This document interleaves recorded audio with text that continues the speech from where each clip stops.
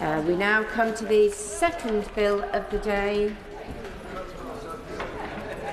Greater London Low Emission Zone Charging Amendment Bill, second reading.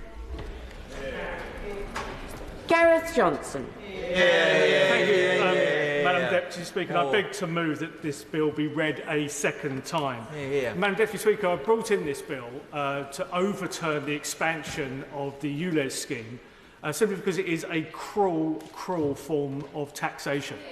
It's particularly cruel. It's particularly cruel on the poorest in society. Absolutely. Those people who have an old motor vehicle. Those people who have an old motor vehicle who cannot afford to upgrade it with a scrappage scheme or without a scrappage scheme. They cannot afford to upgrade it and therefore are hit heavily by this scheme. It's also very unfair on businesses, particularly in outer London, who lose out on the business they otherwise would have got from people in the neighbouring counties coming into outer London to assist their businesses by purchasing their goods. Exactly like Harlow. It's unfair on those people. Exactly, it's terrible. It's also unfair on those people who live outside of London, because they have no say on who the London mayor is. No say at all. It's disgraceful. The border between London and the home counties is not neat.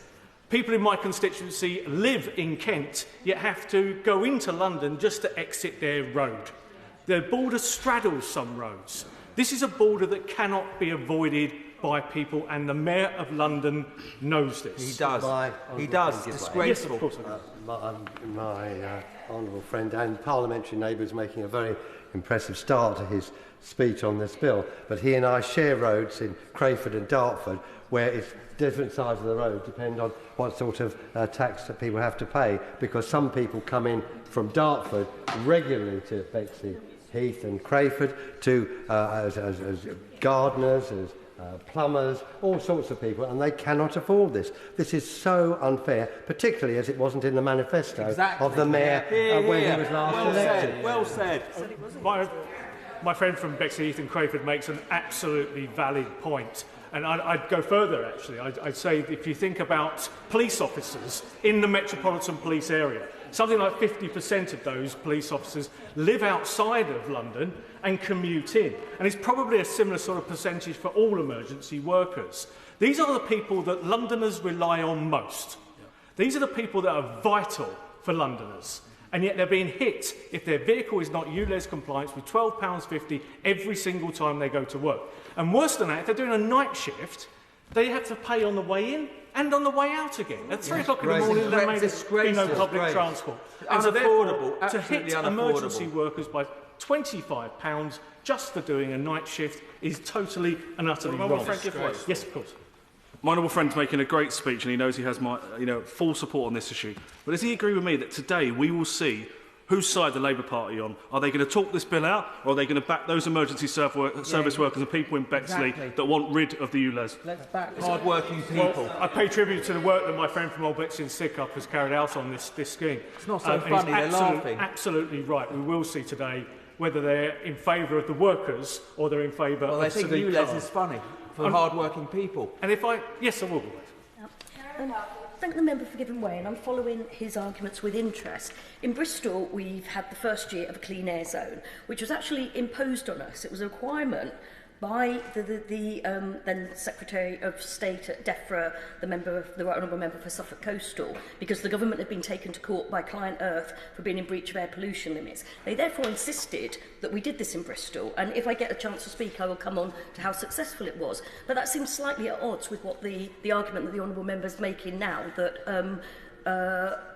in terms of local autonomy. I'm grateful to the Honourable Lady for her intervention, because it gives me the opportunity to actually smash this myth that the expansion of the ULEZ scheme has got anything to do with air pollution whatsoever. It has not. If it was about air pollution, the Mayor of London would ban these vehicles from going into London. Yeah, exactly. He doesn't want to ban them, he wants to make money out of them. Yeah, exactly, workers. Who have got no money. Those people driving those motor vehicles, give the Mayor of London £12.50. They can drive all day long in London. He does not give a damn. It's got nothing whatsoever to do with air pollution. And if you take my constituency in Dartford, for example, many people who previously used the Blackwall Tunnel with ULEZ non-compliant vehicles are now having to go and use the Dartford crossing to get across the Thames. It is adding to pollution in areas like Dartford, not removing it. Exactly. Thank you to my friend for giving way. Does he agree with me that the letter that I wrote and signed by many members on the bench today, including himself, in 2021 when Sadiq Khan, the Mayor of London, wanted to put a charge, a border tax as I called it, on people driving into London, which had nothing to do with the environment at that time, when he failed with that, after the pressure that was put on, shock horror, a little bit later, he puts the same thing out, but with an environmental taint to it. I think it's greenwashing, and actually it's just making the people who work so hard in places like Watford pay extra just to go to work. Well said. My honourable friend is absolutely right, and I've paid tribute to the work that he's carried out over this issue for some time. And he's absolutely right. The approach to the border taxes, the honourable member for Watford called it, exactly highlights the fact that the Mayor of London was hell-bent on bringing in a system whereby he could make money out of cars. He wanted to make it out of every car originally. When he was stopped from doing that, he now wants to make it out of certain cars only, because that was his B plan, if you like. And yes. My constituents in Christchurch are equally adversely affected and will benefit from his bill. But can he answer the question as to why the government itself didn't use the powers available to it to ban this extension of ULEZ? I'm grateful to my friend from Christchurch for intervening. As the law stands at the moment, the government does not have the power to overturn the ULEZ expansion. Consequently, I have introduced this bill, which would give the government the power to overturn. Very good bill too. And I'm really grateful to the Minister for his work and efforts on this. I'm really grateful for the fact that the government is now supporting this bill, and I hope, therefore, it will be successful as a consequence. Because we've heard about the scrappage scheme, but this scrappage scheme, if you actually look into it, is up to £2,000 per vehicle. Up to £2,000. Good luck getting a vehicle that's ULEZ compliant for up to £2,000. And we're also hearing that people are finding it very, very difficult to actually get their £2,000 or up to £2,000 from TfL, and there's been a lot of delays in that regard. You know, and the people have said, well, why don't we expand the scrappage scheme right down to, to Dartford and beyond? Well, where do you draw the line if you're going to increase the scrappage area? You go to the Midlands, go down to the West Country. It could cost this country billions and billions of pounds. And billions of pounds it would cost the taxpayers in this country simply because the Mayor of London is unable to organise his finances. I strongly support his bill. This is an unjust charge, and will he agree with me that some of the victims of this charge are local high street businesses in outer London, because their customers from beyond the London border are reluctant to come in because they may have to pay this charge. And in Harlow. And I pay tribute to the Honourable Lady, who's been a real champion of this issue for her constituents in Barnet, and she's absolutely right. The dry cleaners, the fish and chip shops, the sweet shops and so on, that people like to travel to from outside of London into London to use, that no longer happens if their vehicle is not ULEZ compliant. Yes, of course. To the Honourable Gentleman, I've been listening to him very, very, very carefully, and he keeps talking about money making as if someone's making a profit here. This is money that goes to London services, and he is a Dartford MP outside of London. How did he suggest to my constituents who are writing to me in large numbers about the state of the potholes on our road, how we in London afford to pay for his constituents to drive through places like my constituency on the way to the Blackwall Tunnel? Because what he's trying to do is deny Londoners the right to have decent roads. I have to say, I'm rather surprised that the Honourable Member for Eltham is standing up supporting what the Mayor of London has done with the ULEZ scheme.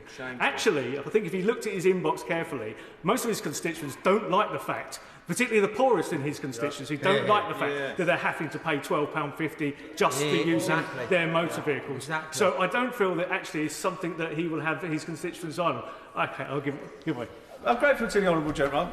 I'm a bit concerned he's been looking into my emails, because I think I'll have a word with the parliamentary estate about that. But actually, perhaps the reason I'm standing up here is because there aren't that many people who are contacting me about ULEZ since it has been introduced. And what they are contacting me about is the state of our roads. And the potholes on our roads, they're symbolic of the disastrous management of our public services we've had from the Conservatives over the last 14 years, and everyone is complaining about them. Maybe then the honourable member has this oasis in South London where everyone around the outside of it hates the ULEZ scheme, and in Eltham they love it.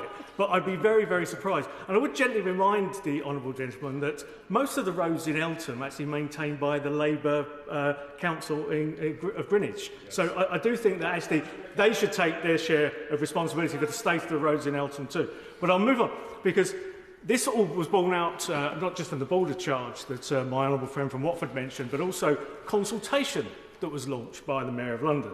Consultation that showed quite clearly that people rejected it. They did not want it. That was absolutely clear. There was a question mark over how that consultation was handled, but what was absolutely clear was that the majority of people did not want it, and yet he still went ahead with it. So we look at his manifesto when he stood to be London Mayor. In his manifesto, there was no mention of the fact that he wanted to expand the ULEZ scheme right out to the border. So he has no mandate from his manifesto either. We look at his transport plan as it was previously. That had no mention of the fact that he wanted to expand the ULEZ scheme right out to the outside of London. And so the Mayor of London does not have a mandate to have carried out the expansion of the ULEZ scheme. There's no mandate at all. I've heard people say, well, this is interfering with devolution. It's undermining devolution. That's what allegations. There we are. There's allegation there. They're saying it's undermining devolution. Yeah, they don't care about the poor. I would say the opposite. It is the actions of the London Mayor that is actually undermining devolution.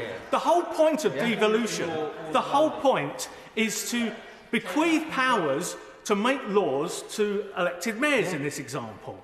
And for those elected mayors to use those powers for those people that he represents. It is not devolution when you carry out those powers that have such a profound impact on people that do not come under your particular area. If you live in Dartford, for example, you are having a huge impact on your lives carried out by the Mayor of London, yet you do not have the power to vote him in or vote him out. It is literally taxation without representation or any kind of accountability whatsoever. It is, frankly, Madam Deputy Speaker, devolution at its worst, and that's why it is absolutely right that central government intervenes over this matter, because it is taking the devolved powers way beyond that which was intended and impacting people who do not have a vote on that person. And I'll make one prediction. One prediction that this is the beginning, Madam Deputy Speaker, and not the end. Come the London mayoral elections in May, if Sadiq Khan wins, as sure as night follows day, he will change the criteria of those vehicles that are ULEZ compliant or not. Until we will get to a stage where every single petrol car, every single diesel car is impacted by this expansion. I think people watching this at home, if they've got nothing better to do on a Friday afternoon, people watching this at home, sitting pretty, thinking, this doesn't affect me because my car's ULEZ compliant. It's nothing to do with me. It's for people who have a car that's not ULEZ compliant. I say be very, very aware of what happens at the mayoral elections. Because as sure as night follows day, the Mayor of London will change the goalposts over this and ensure that all motor vehicles will be hit by the ULEZ expansion. Of course they will. I thank you, Madam Deputy Speaker, and I thank my honourable friend for giving way. On that exact point, does he agree with me that it's very clear that what the Mayor of London says and what the Mayor of London does are very different? And he previously ruled out expanding ULEZ, and then he done it.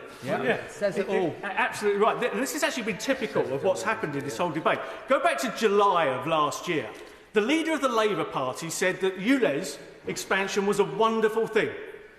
Come the by-election in Uxbridge, he said, oh no, we've got to think again over this one, not quite sure if we got this one right. Come just this week, he said the ULEZ expansion was a great thing. We've had enormous dithering from the leader of the Labour Party over this very issue, and therefore the Mayor of London is taking full advantage of that fact. So we had a Westminster Hall debate. Many of my colleagues were present for that. Unfortunately, not a single Labour backbencher turned up to that debate. It was pitiful. About the working man pitiful. Or woman. And I think it highlights the sort of mismanagement that's taken place over this whole issue by the Labour Party. And so If I can finish on this one point, we have the mayoral elections obviously coming up in May, Madam Deputy Mayor, as I'm sure you're aware. The Conservative Party candidate Susan Hall... Madam Deputy Speaker, I do apologise. We have a Conservative Party candidate, Susan Hall, who has pledged that if she is made the Mayor of London, she will overturn the ULEZ expansion from day one. So therefore, the most effective, quickest way of actually overturning the ULEZ expansion is to vote for Susan Hall at those mayoral elections. If we do that, or if my bill is successful, we will end what is a cruel form of taxation against many people who have no say over who the London mayor is. It is an attack on the poorest in society. Those who can least afford to pay it the most are those people who are being hit the hardest. And I can't wait to see the back of it. Lilian Greenwood.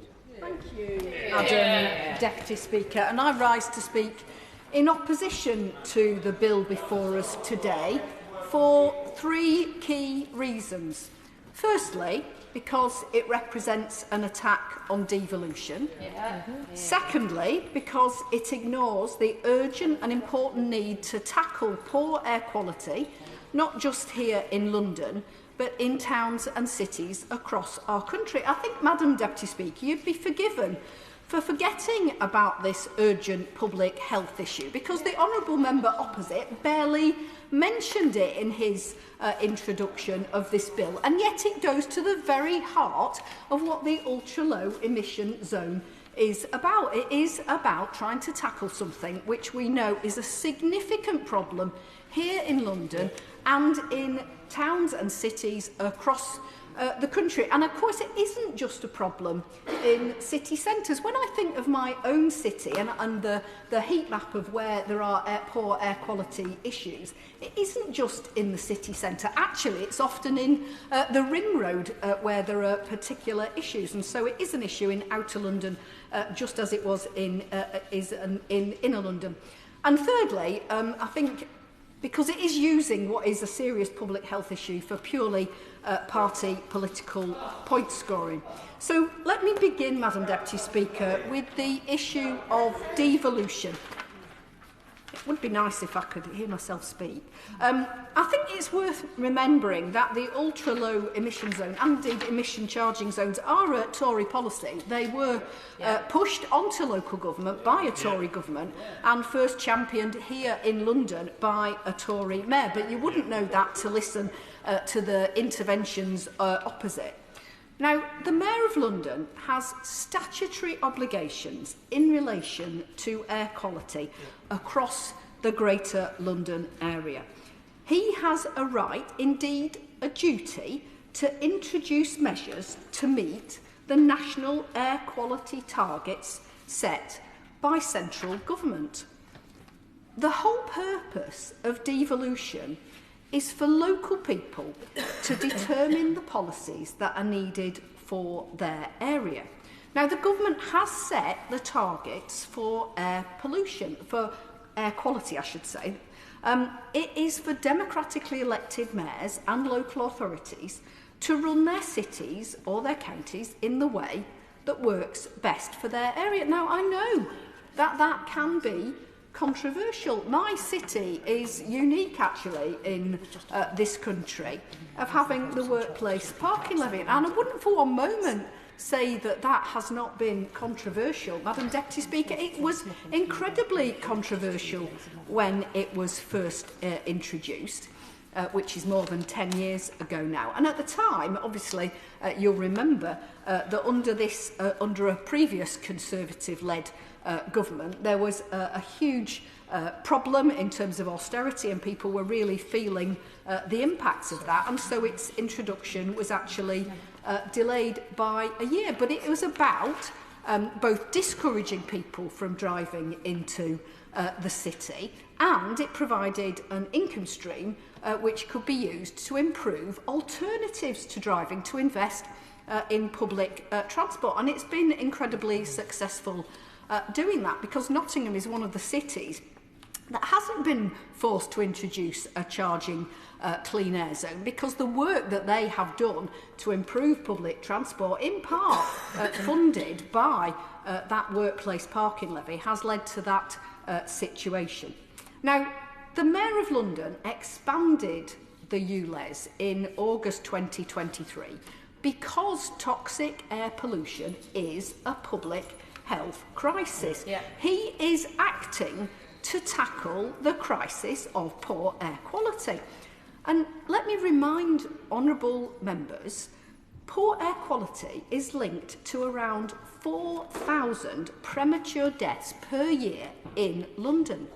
And it leads to children growing up with stunted lungs and contributes to people developing serious health problems, including asthma, heart disease and dementia. Now, I understand that the honourable member might not agree with the Mayor about the best way to tackle the issue of air pollution, but that is democracy. And I have to say, I will indeed give way to my honourable friend. I'm grateful because she's developing a very powerful argument, and this is what the Conservatives have no answer to.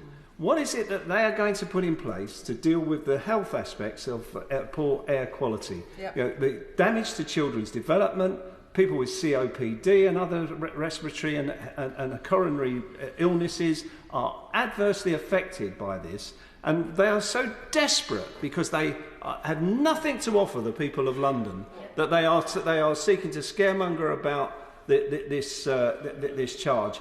But they have no concern whatsoever for the health of those Londoners or those people in outer London, who are suffering most from air pollution. Yeah. I thank my honourable friend for his intervention, and I think that's absolutely right. And it was really telling when the honourable member began to talk about his mayoral candidate, that he didn't say anything about her plans to tackle the very serious issue of air pollution. I give way to my honourable friend. I thank my friend for giving way. I think she hits on a blunter truth about this piece of legislation, because in 6 weeks' time, the constituents that we all have, whether they agree or not with the argument being made by the member opposite, whether they agree or not with the arguments around the importance of tackling air pollution, will have the opportunity to express an opinion at the ballot box in choosing who the London Mayor should be, who is overseeing this policy. So isn't really the message of this legislation that Conservative MPs have no confidence in their mayoral candidate being able to win that argument, or indeed doing anything in support of their policies? Isn't the message the reality of this, because they feel the need to intervene and usurp devolution, that nobody in London should even bother with the Conservative candidate because her own colleagues think she's incompetent? I thank my honourable friend for that intervention, and I think she has hit the nail on the head. And progress is being achieved. The vast majority of cars, 19 out of 20 in Greater London, are compliant with ULEZ. And on these benches, we're pleased that Transport for London and the Mayor of London have decided to expand the scrappage scheme to support those struggling in the moment as a result of the Tory cost of living crisis. I give way to... I'm listening with interest to the Honourable Lady's speech, and obviously the government supports this particular bill and the circumstances applied. But will she address the point that is fairly made about people outside a mayoral zone being affected and penalised by entering a mayoral zone when they didn't vote for that? Yeah, exactly. Well, I think, unusual as it would be for the Minister to intervene, I feel, but I think the point was made by my honourable friend, which is that when people from outside London drive into London, the costs of that, in terms of health, in terms of the wear and tear on the roads, is borne by constituents here in London. And I don't think it's unreasonable for them to expect those who benefit from everything that London has to offer and from travelling into the centre and causing congestion and poor air quality follows the principle that the polluter pays, and that's a well-established principle.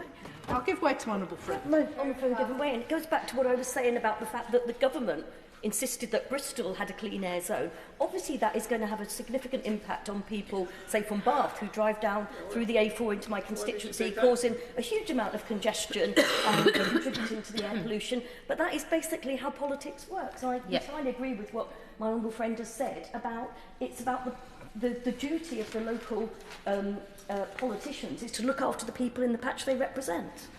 My honourable friend is exactly right. But I will come and address it further on in my speech, issues around how we best tackle the issue of air pollution and at the same time protect those who are impacted by this charge. But as I say, from August 21st last year, every Londoner with a non-compliant vehicle became eligible for a £2,000 grant to assist them in replacing their vehicle. Now, I understand that people have said, well, £2,000 is not enough, but that has been provided, Madam Deputy Speaker, despite central government providing no financial support to the Mayor of London. Of course, the government, if they are concerned, about the impact,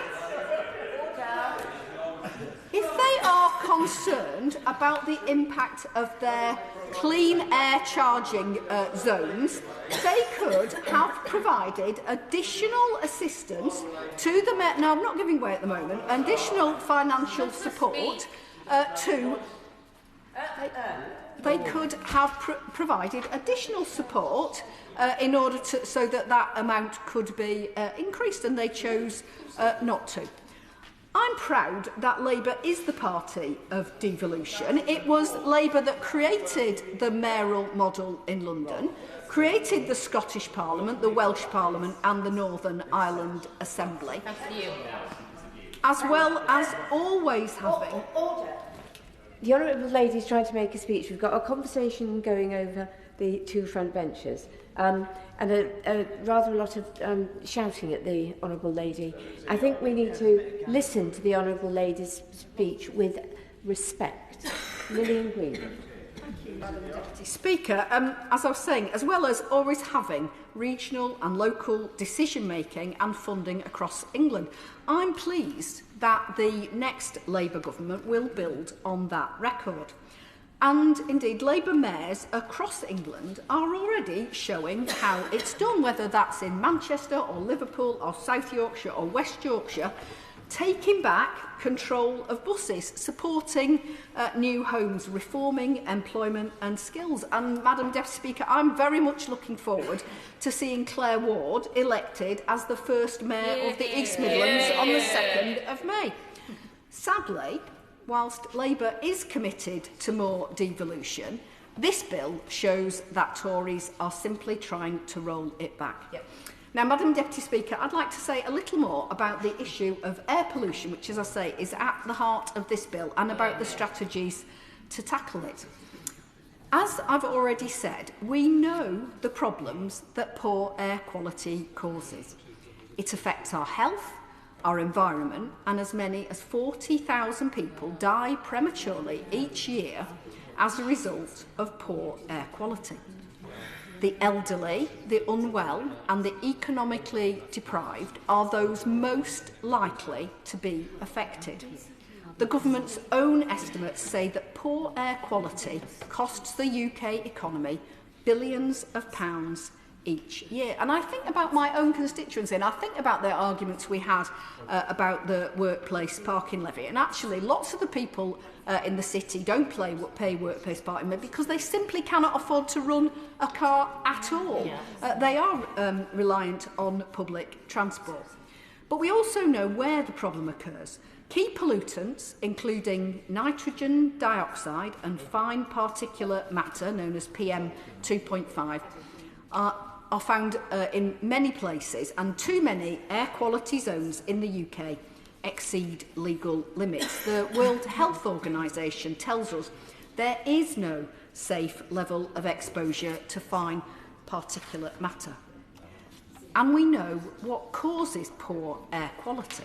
It comes from several sources: industry, agriculture, homes, businesses, and yes, transport. Now, road transport is responsible for the vast majority of nitrogen oxide concentrations at places in the UK that exceed legal limits, with diesel engines a significant contributor. The number of cars and vans on our roads continues to rise, and congestion has worsened, which increases pollution in itself. Transport also generates a significant proportion of particulate matter from both combustion and wear on tyres and brake pads. Now, cleaner vehicles help to solve the problem, and we have made some progress, but not enough. And there are examples from across the country of the action that can be taken to tackle emissions. Low emission zones are only one tool in the toolbox, and it could well be said that they should be a last resort. Now, as I've said, in my own city, there has been considerable investment in public transport, paid in part by the proceeds from the workplace parking levy.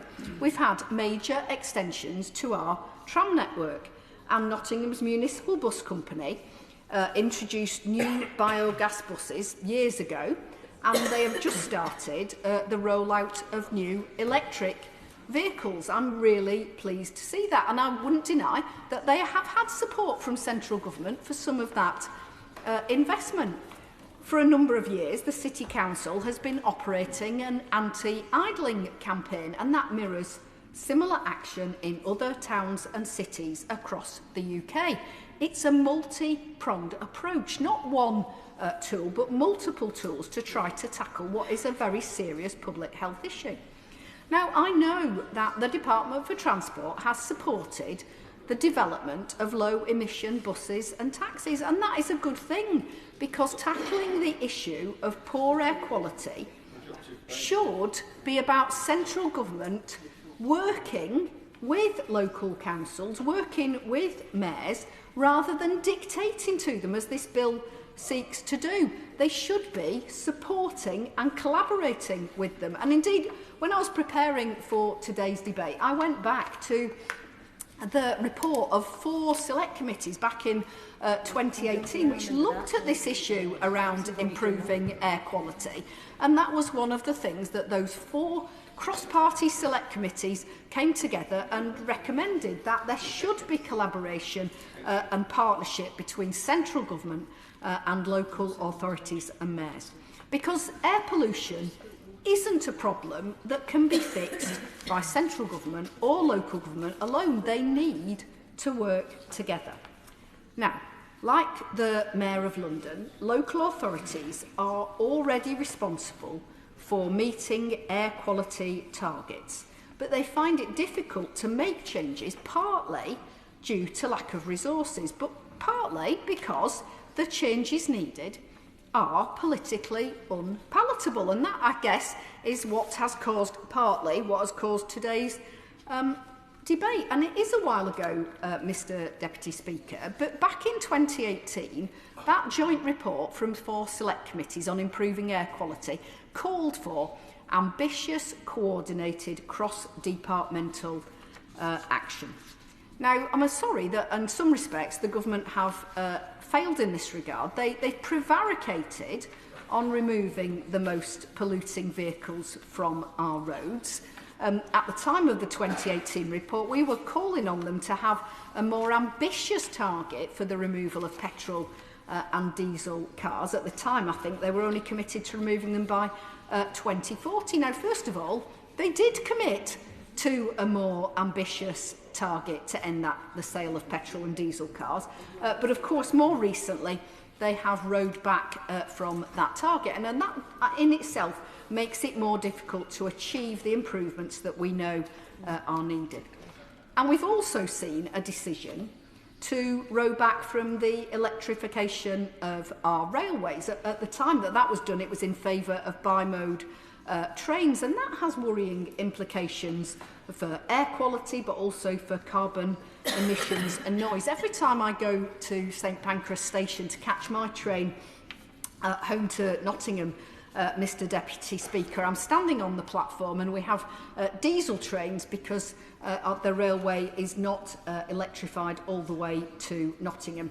And I'm looking forward, frankly, to seeing new trains on the Midland Main Line next year, but they're only going to be bi-mode trains. So whilst they will be leaving St Pancras under electric power, which will improve air quality in central London, by the time they get to Nottingham, they'll be operating under diesel power, doing far less to improve air quality in our city. And I'm afraid that that is the result of a decade of broken promises by successive Tory Prime Ministers who've paused and then cancelled electrification of the Midland Main Line, and we now know that electric trains won't reach Nottingham until at least the early 2030s. I've sometimes joked that I will be retired by the time that we get there, and I'm afraid that might be the case. Now, there is a danger that the government rely too heavily on new technologies to solve our air quality challenges, placing too much emphasis on cleaning up road vehicles and not enough on reducing the number of vehicles on our roads. Yep. Improving public transport and encouraging active travel should lie at the heart of any clean air strategy. And indeed, when we come to freight vehicles, obviously getting more freight off our roads and onto our railways would be very welcome. Taking many HGVs, which are often the most polluting vehicles, off our roads. Now, back in 2018, the 4 select committees concluded that the Department for Environment, Food and Rural Affairs and the Department for Transport should work closely with local authorities to ensure that councils introducing clean air zones received the support they need to implement complementary measures that encourage car drivers to switch to public transport and active travel, as well as increasing the take-up of electric vehicles. Now, of course, I understand that not every journey can be taken by public transport or on a bicycle or on foot. But if we can change a proportion of those journeys, we can make a real difference. Now, for a while, the party opposite seemed really interested in walking and cycling, and I can see the Minister with responsibility for walking and cycling sitting opposite, but he's not been terribly busy, Mr Deputy Speaker. Yesterday, at Transport Questions, there was not a single Conservative MP standing to ask a question about active travel, and it's really disappointing that they have scaled back their investment in that regard. Now, investment in low-emission buses is great, but the value of such investment is magnified if local authorities also take steps to encourage motorists to opt for buses rather than making journeys by car. And I understand the arguments that the honourable member who put forward this bill was making, that people can continue to drive. But of course, it's a disincentive if there is a charge, and that is partly how it operates.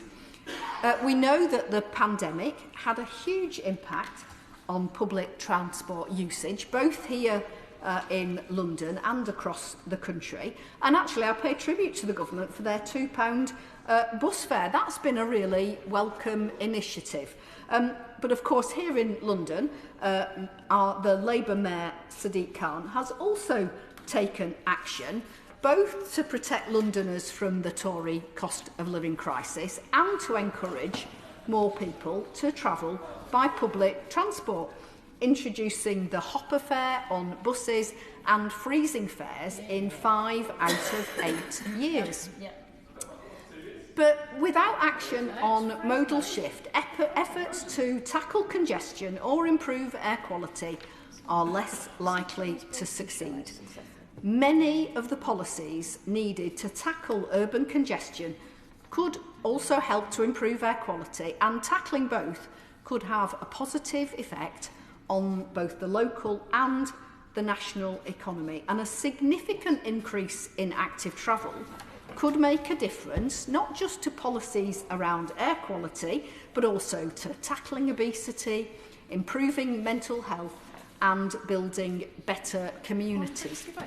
I will give I don't want to away. She's making an incredibly powerful case as to why it should be a priority for all of us, because ultimately air quality is a social justice issue. However rich or poor you are, we are all breathing the same air. Indeed, I would suggest to anybody who lives in London the case for tackling air quality is best experienced when you leave London for a couple of days and frankly blow your nose and you realise what you've been breathing in. That affects everybody. So she's absolutely right that we need to tackle it at a national as well as a local level. But does she agree with me that unless the Conservatives come up with an alternative plan, she is condemning in particular the poorest in our communities to the worst health outcomes? My honourable friend again makes a very, very important point. And in the absence of proper information about how a Conservative mayor would tackle the issue of air pollution, I'd be very surprised if many people decide that that's the direction they want to go. Finally, Mr Deputy Speaker, this bill is about party political point scoring.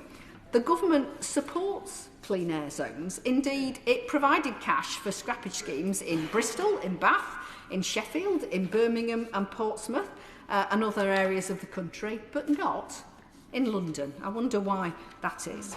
And of course, in towns and cities across England, not just in London, our constituents have faced 14 years of Tory economic failure. They can't afford another week, let alone more months or, heaven forbid, years of Tory government. Families are sick with anxiety as they endure this cost of living crisis, whilst their local services are under immense pressure. Now, when times are tough due to the Conservatives' economic failure, it's essential that we look at options for achieving clean air without disproportionately impacting people who are facing tough times. We must secure our economy. We must make it stronger by getting growth back on course, as the last Labour government did, instead of the anaemic situation that we have had under 14 years of the Tories. Of course, they don't want to hear it, do they? They really don't want to be reminded that growth was faster under a Labour government than it has been under 14 years of the Tories. And that it is the result of 14 years of Tory economic failure that leaves us in the position that we are, where everything is worse and everything is broken. It's by growing our economy that we'll provide sustainable long-term funding for councils and give local areas the tools and the stability that they need for growth as we push power, wealth and opportunity out of Westminster. Now, I will give way. Grateful to the Honourable Lady for giving way. She's now been speaking for nearly half an hour, and it's obvious that both she and the Labour Party wish to talk out my bill to overturn the expansion of the ULEZ scheme. Can I ask her what her message is to a lady that I spoke to just recently in my constituency, who said that she couldn't go and visit her sister in Bexley, just a few miles away, because as she was a disabled person, she couldn't use public transport, she couldn't afford to upgrade her car and couldn't afford a taxi. That may not affect people in Nottingham South, but it does affect people in Dartford, and I'll be grateful if she could let me know what she feels is her message to that lady.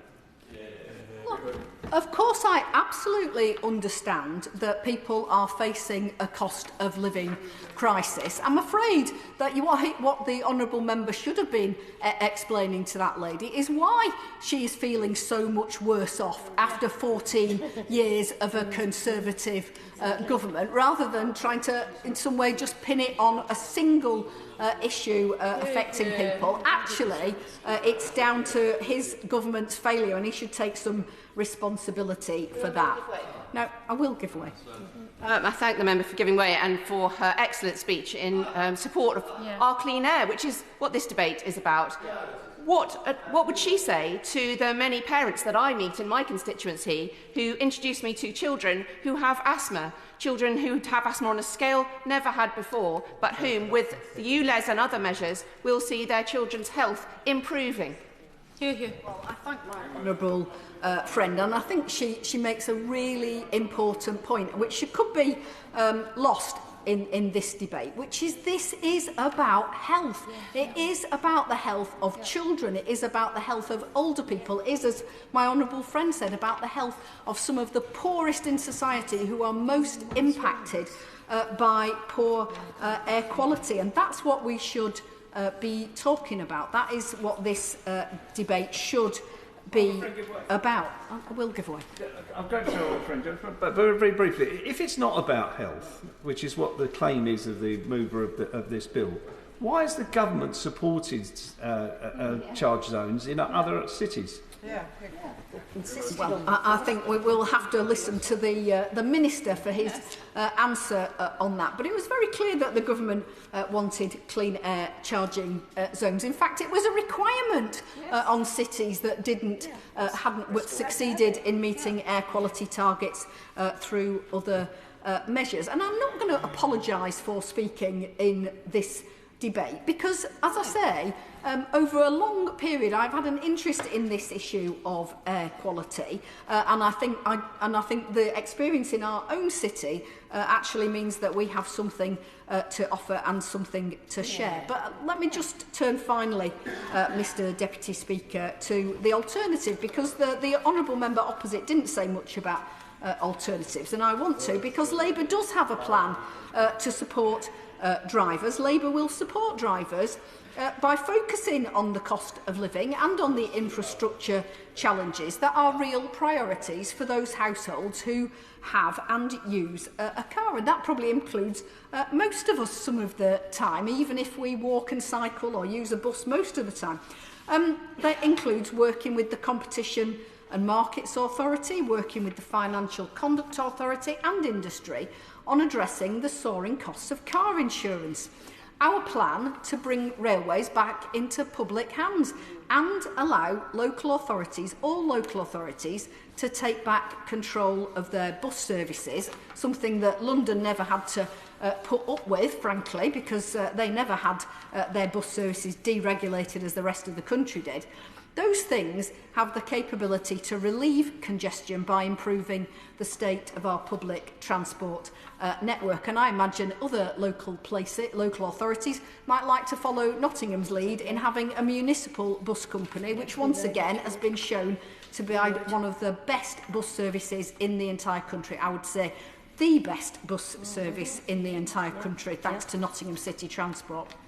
A Labour government is committed to protecting our environment, to helping decarbonise the economy and ensuring we all have safe air to breathe. Labour would work with local authorities and mayoral combined authorities to support them to meet air quality targets in the ways that work best for their areas. We appreciate that emissions levels in different areas vary by the kind of industry and the economic activity in those areas, and we will work in partnership with local and regional governments, empowering them to protect and improve air quality whilst also fostering economic innovation and productivity. Labour would make clear that the government has a direct responsibility to work with all local authorities to avoid the need for charging clean air zones through the adoption of alternative air quality improvement methods, as I've talked about today: rerouting traffic, land management, speed limits, better public transport and better options to get freight off our roads and onto our railways. And that responsibility should also extend to helping to mitigate the impacts of any proposals that clears the strong thresholds set by government for a clean air zone. Mr Deputy Speaker, I thank you for having the opportunity to speak in this debate, and I do hope that honourable members will focus on that issue of air pollution and the need to take action in a variety of ways to tackle it. Thank you. The question is that the bill be now read a second time. Sir David Evennett. much, Mr Deputy Speaker, and I'd like to begin by congratulating my honourable friend and neighbour, the member for Dartford, on his bill today, which I was delighted to be a co-sponsor of and to participate in this debate. I congratulate my honourable friend on his excellent, informative and constructive speech. And before I say anything else, I was rather disappointed on the member who I have a lot of respect for Nottingham South, when she didn't actually do much about ULEZ. She told us a tour of Nottingham and other parts of Labour Party policy, but what she didn't, and what she showed to me, is a total misunderstanding and never understanding outer London. No, I'm afraid to say, you can barrack me all you like, but she never had a view on outer London.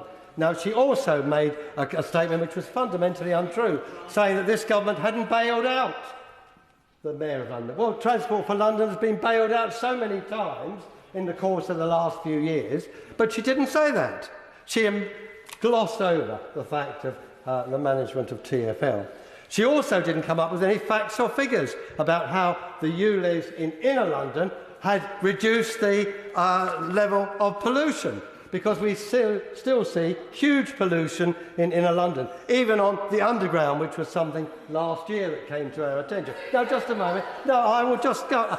That honourable lady over there would not give way to me, so I'm certainly not going to give way to her.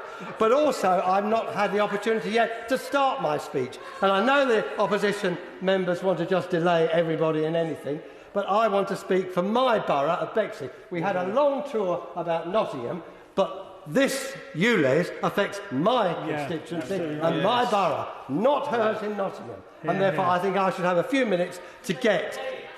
Well, you didn't get up and ask to intervene, but the others did. However, the expansion of ULEZ is an issue that affects my area and surrounding areas very badly. By blindly copying the approach taken in central and inner London without properly assessing the implications for outer London or the neighbouring areas, this expansion has caused a range of negative social, financial and economic impacts for those who can least afford it. And maybe the honourable member for Eltham, who I have a lot of respect for, maybe he doesn't get it. But we're inundated with people in my borough. Some of them support his party, who think it's unfair to come to Bexley when Bexley has good air quality. So does Bromley. So I'm surprised at him. I have no doubt of what he said is correct, because he's a good friend of mine and an honourable man. But I do not believe that there haven't been people in Eltham who haven't said that they think this is unfair to those who are less well off. And I will give way to him. I'm grateful to you for giving away, but I just want to clarify. I've not said I haven't had any. What I've said is that far more are writing to me about the state of our roads that the government has caused by starving local authorities of investment. Well, of course, recently there have been given local authorities some more money by the government for just 1 month. But what I would say to him is the fault of Greenwich Council, not the government. I thank my honourable friend for giving way. What the honourable member from Eltham failed to point out is actually the Greenwich Borough, and as my honourable friend rightly points out, it is the local council responsible for the roads, have actually been given over £7.8 million by this government through the recent announcement of the Pothole Fund. Well, I'm grateful to my neighbour, friend, honourable member for Old Bexley and Sidcup. I believe this ULEZ extension is a disastrous policy and another example of the London Labour Mayor filling his black hole in his finances. But also, this mayor is no friend of the motorists. We have the 20-mile-an-hour speed limits, the bus lanes 24/7, and congestion charge already on people who need to use their car. My constituents are very angry about this. I'd like to say that our borough is one of the two in London that doesn't have a tube, doesn't have the opportunity of DLR or tram services. And the Mayor of London has never even looked at this to extend anything as a policy. We only have the south-eastern rail services and bus services as our public transport. So it's very nice to say we should go on the tube, but we haven't got one. We have to use the car, as do so many people, to get about in our area. The lack of public transport services, and quite a number of them, what we do have, are rather unreliable, have major implications for my constituents and residents in my borough of Bexley. We therefore are heavily reliant on our cars for various purposes, and we have one of the highest car ownership rates and the lowest sustainable mode share rates in London. And over the last decade, car and van registrations have outstripped the population growth. It's not something we want to do, but we hear all this wonderful about the Mayor of London doing this. In our area, he's done very little. And I made the point in intervention to my honourable friend, the member for Dartford, that he had no mandate to do this. And it's all very well the lady from Nottingham South saying about mandate, but he had no mandate in his last manifesto for this matter. We could have debated it then. And mandate, she was high on the mandates, but didn't mention that at all. Now, the consultation, I believe, was rather a sham when it took place. 2/3 of them, we understand, objected. And they objected for many and various reasons. Because we've heard businesses, because we've heard the case of my honourable friend's constituent, who has to go to visit a relative on a regular basis, and now is having to pay an extra £12.50 every time to visit a relative in Bexley. Now, if the Labour Party say they care about the less well-off, those are disadvantaged, and I do passionately. I believe in social mobility. I believe in the opportunities for people to maximise their opportunity in life. But also, I have to say that this is a tax on these people who cannot afford, and we don't have the public services of transport in Bexley that other London boroughs have. Now, I believe it's also true to say we look at the congestion charge, which has gone up tripled in the last few years. And the non-payment has gone up from 160 to 180. That's more than 2 days' pay for minimum wage earners. And it's reduced to £90 because within 2 weeks, that's still over a day's pay. Now, I think this is very, very unsatisfactory for the less well-off in the outer boroughs, the businesses, key workers, pensioners and families. And it's no good, the Labour Party, always blaming somebody else, because this is under the Mayor of London, and he is doing that. And the poorest in my borough are the ones who haven't the ability, and £2,000 is a bit of an insult to suggest they can change their car. I'm really disappointed on that. Yes, of course I will. Gentleman for giving way. And if he were wishing for support to persuade the government to provide additional support for scrappage, as they have around other low-quality air zones in the country for people in London and the outer boroughs, like I represent as well as he does, he would have my support. But does he understand my concern with the case that he's making? Our constituents could have their say on this at the London mayoral elections in just 6 weeks' time. Why, then, is he seeking to usurp his own candidate and her ability to address this issue? Does he really have so little confidence that he feels that national legislation is needed to undermine his own candidate? Or is it really a sign that he just thinks London recognises the best option is Sadiq Khan? I mean, I have a lot of respect for the Honourable Lady, and I know her constituency very well, because I grew up in Woodford, so I know the area. My wife was born in no, I know it's not your constituency, but Walthamstow my wife was born in, and my son was born in, so just let me finish before you interject. Therefore, I know that part of the world well, and I know her, and I respect her tremendously for the work that she does locally. What I would say to her is, quite definitely, this is a conversation that should have been done before the Mayor implemented this policy. Yeah. We could have then had meetings with government, with outer London member constituencies, and have a discussion about how we could go forward constructively. But it's like he didn't do that. He just had an artificial consultation. I didn't take any notice of the results of what people thought, and we didn't have the discussion. So, one, I think we should have had it beforehand, and what she makes the point about discussing with government and others, but we didn't have it. And this government has bailed out the Mayor of London so much. That's something the opposition don't like to admit. Over £6 billion. But the other point is, I'm a big supporter of Susan Hall, and I very much hope she will win when it comes to May the 2nd. But I'm interested. I won't reiterate the point, but it's something very important that a lot of care workers have been in touch with me. Some of them coming in to work in my honourable friend, member for Eltham's constituency, and really very cross that they have to pay this £12.50. And the night staff, when it's more difficult to get night staff, are paying £25. Surely that can't be right. Surely it must be looked at again by the Mayor of London, because these are key workers in our area, dealing with a magnificent job that they do, and I'm always supportive of them.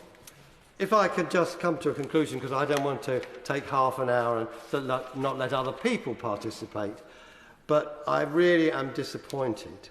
One, that the opposition members speaking so far have tried to make it a general thing across the country. We are looking at London.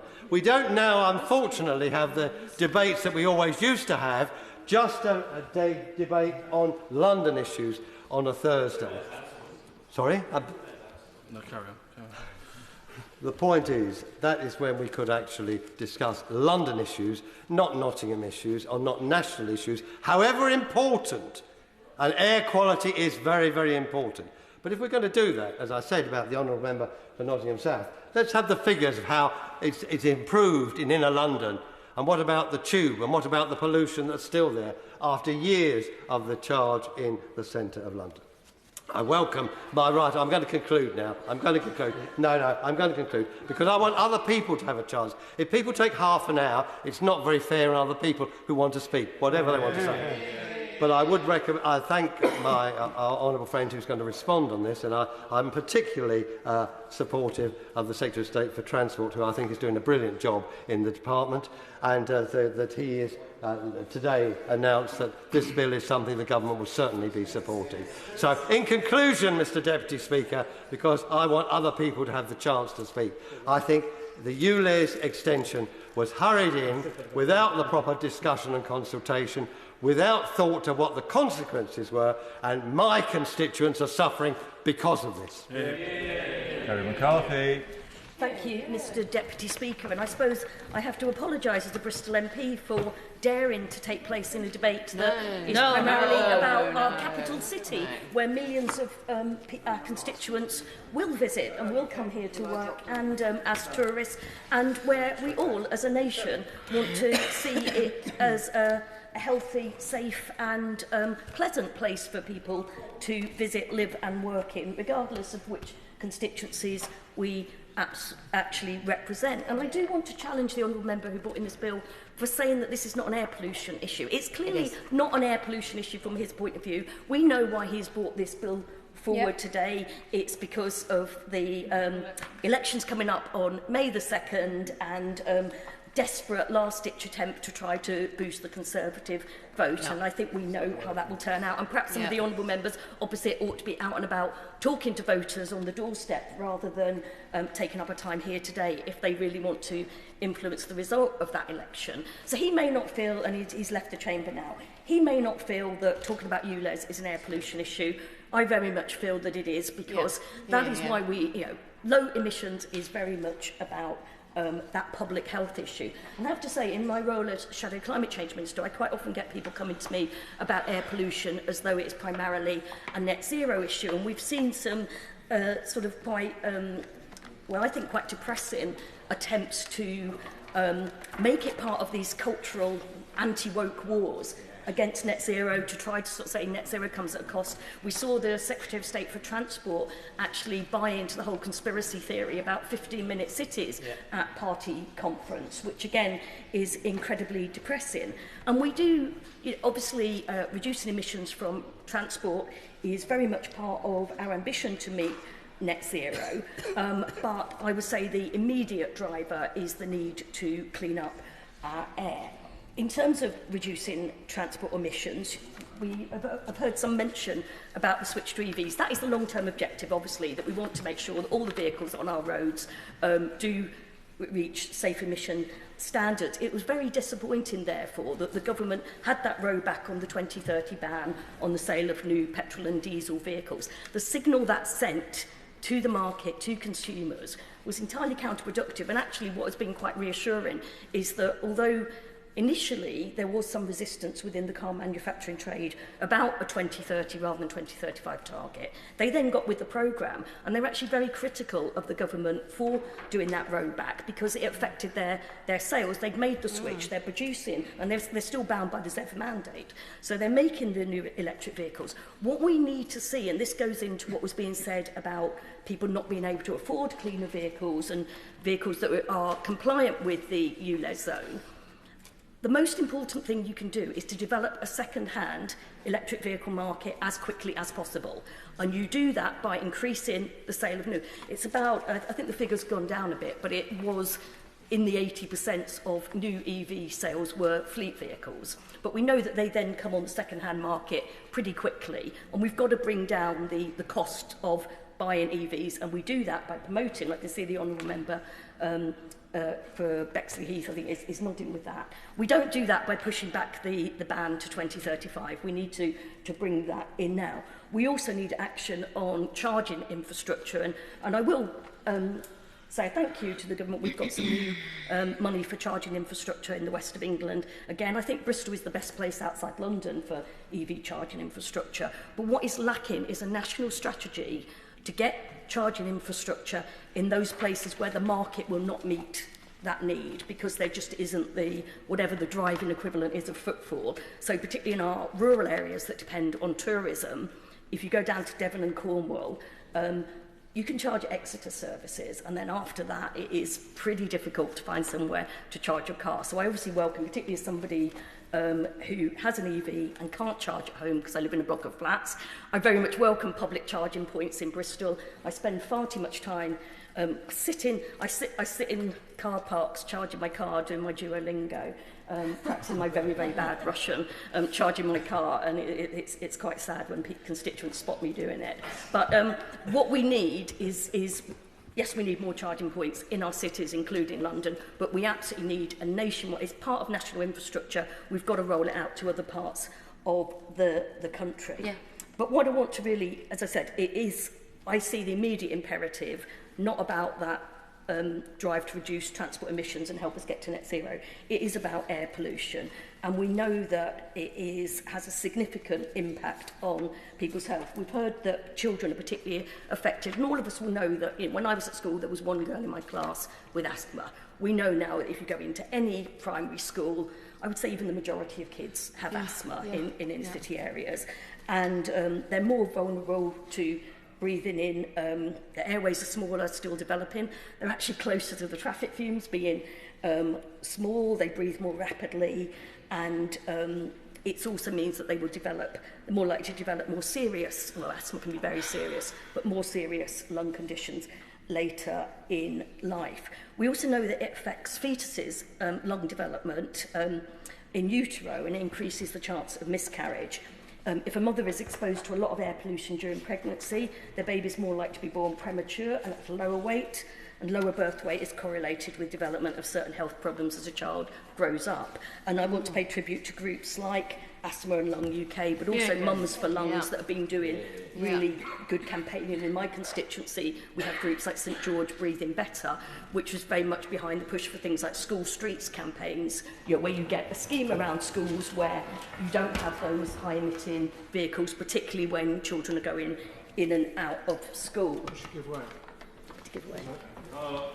There's a real issue that needs to enter into some of this debate as well. I don't know whether the honourable members found it in her constituency. There's a significant rise now in COPD, and the response to that, to be frank, hasn't been particularly helpful in recent years about acknowledgement, proper diagnosis and speed of reaction to it. But again, that relates to the air pollution issue. And I found it in my constituency there seems to be quite a significant rise of that condition now. I think the honourable member is right, and I think it's also tied in with poor housing conditions. And we know we've had debates in this place before about making sure homes are fit for human habitation. And there was the young boy recently who tragically died because of the mould in his home. And these things are all connected. Well, I'm frankly on that point.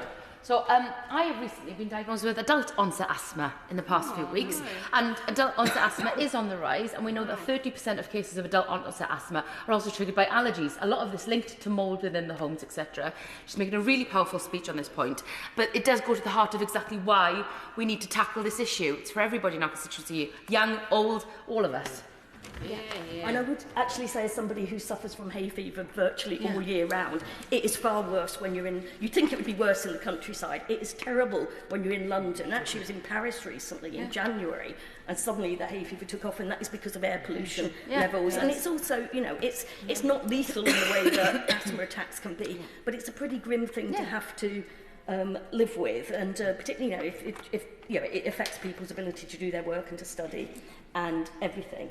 So in terms of going back, as I mentioned earlier, the government was forced to act on air pollution. It was taken to court by Client Earth, and I want to pay credit to them for their continuing efforts through the legal system to hold the government to account on meeting its environmental targets or setting environmental targets. And as a result of that court case, Bristol was asked to act. And I've already made the point about the perhaps the irony of, in some cases, demanding local autonomy and not to be told what to do by the Mayor of London, but in Bristol, the Secretary of State telling us we had to do it. But we... Very briefly, I think she's making a fair point, but I think there has to be the issue of scale, does it not? Because in Bristol... the clean air zone is barely 2 miles, it's about 1 mile by 2, and was specifically introduced so that it was taking into account individuals and businesses, whereas obviously my honourable friend's bill is not seeking to get rid of the congestion zone, it's not even seeking to get rid of ULEZ's first expansion, but the second expansion, by contrast to Bristol and its 2 square miles, this is 600 square miles approximately. This is 50 by 50 miles. This is so monumentally bigger than anything else that is contemplated in Bristol or in other cities.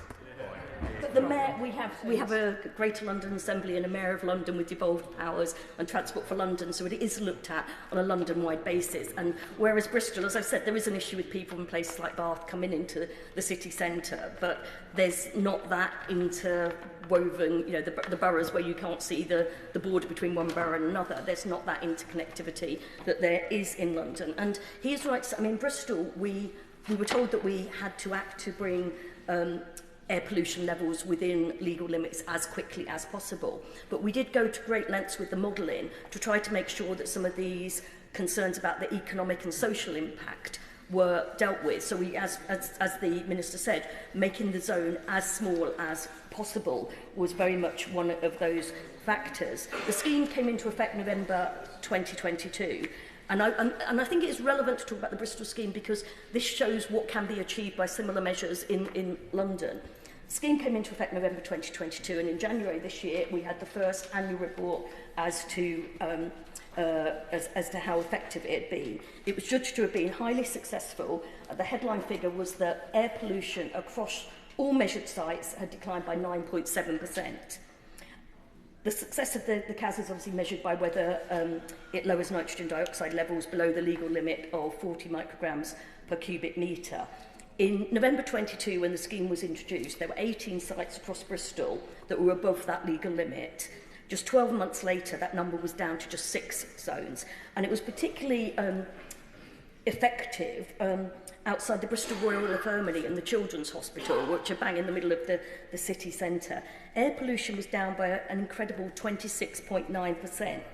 And I defy anyone to tell me that improving air quality by such an extent in areas where there are very sick and vulnerable people, including sick children, is a bad thing. It's been really successful. Yeah, there's always my friend, give way. Does she share my concern that sometimes this is set up as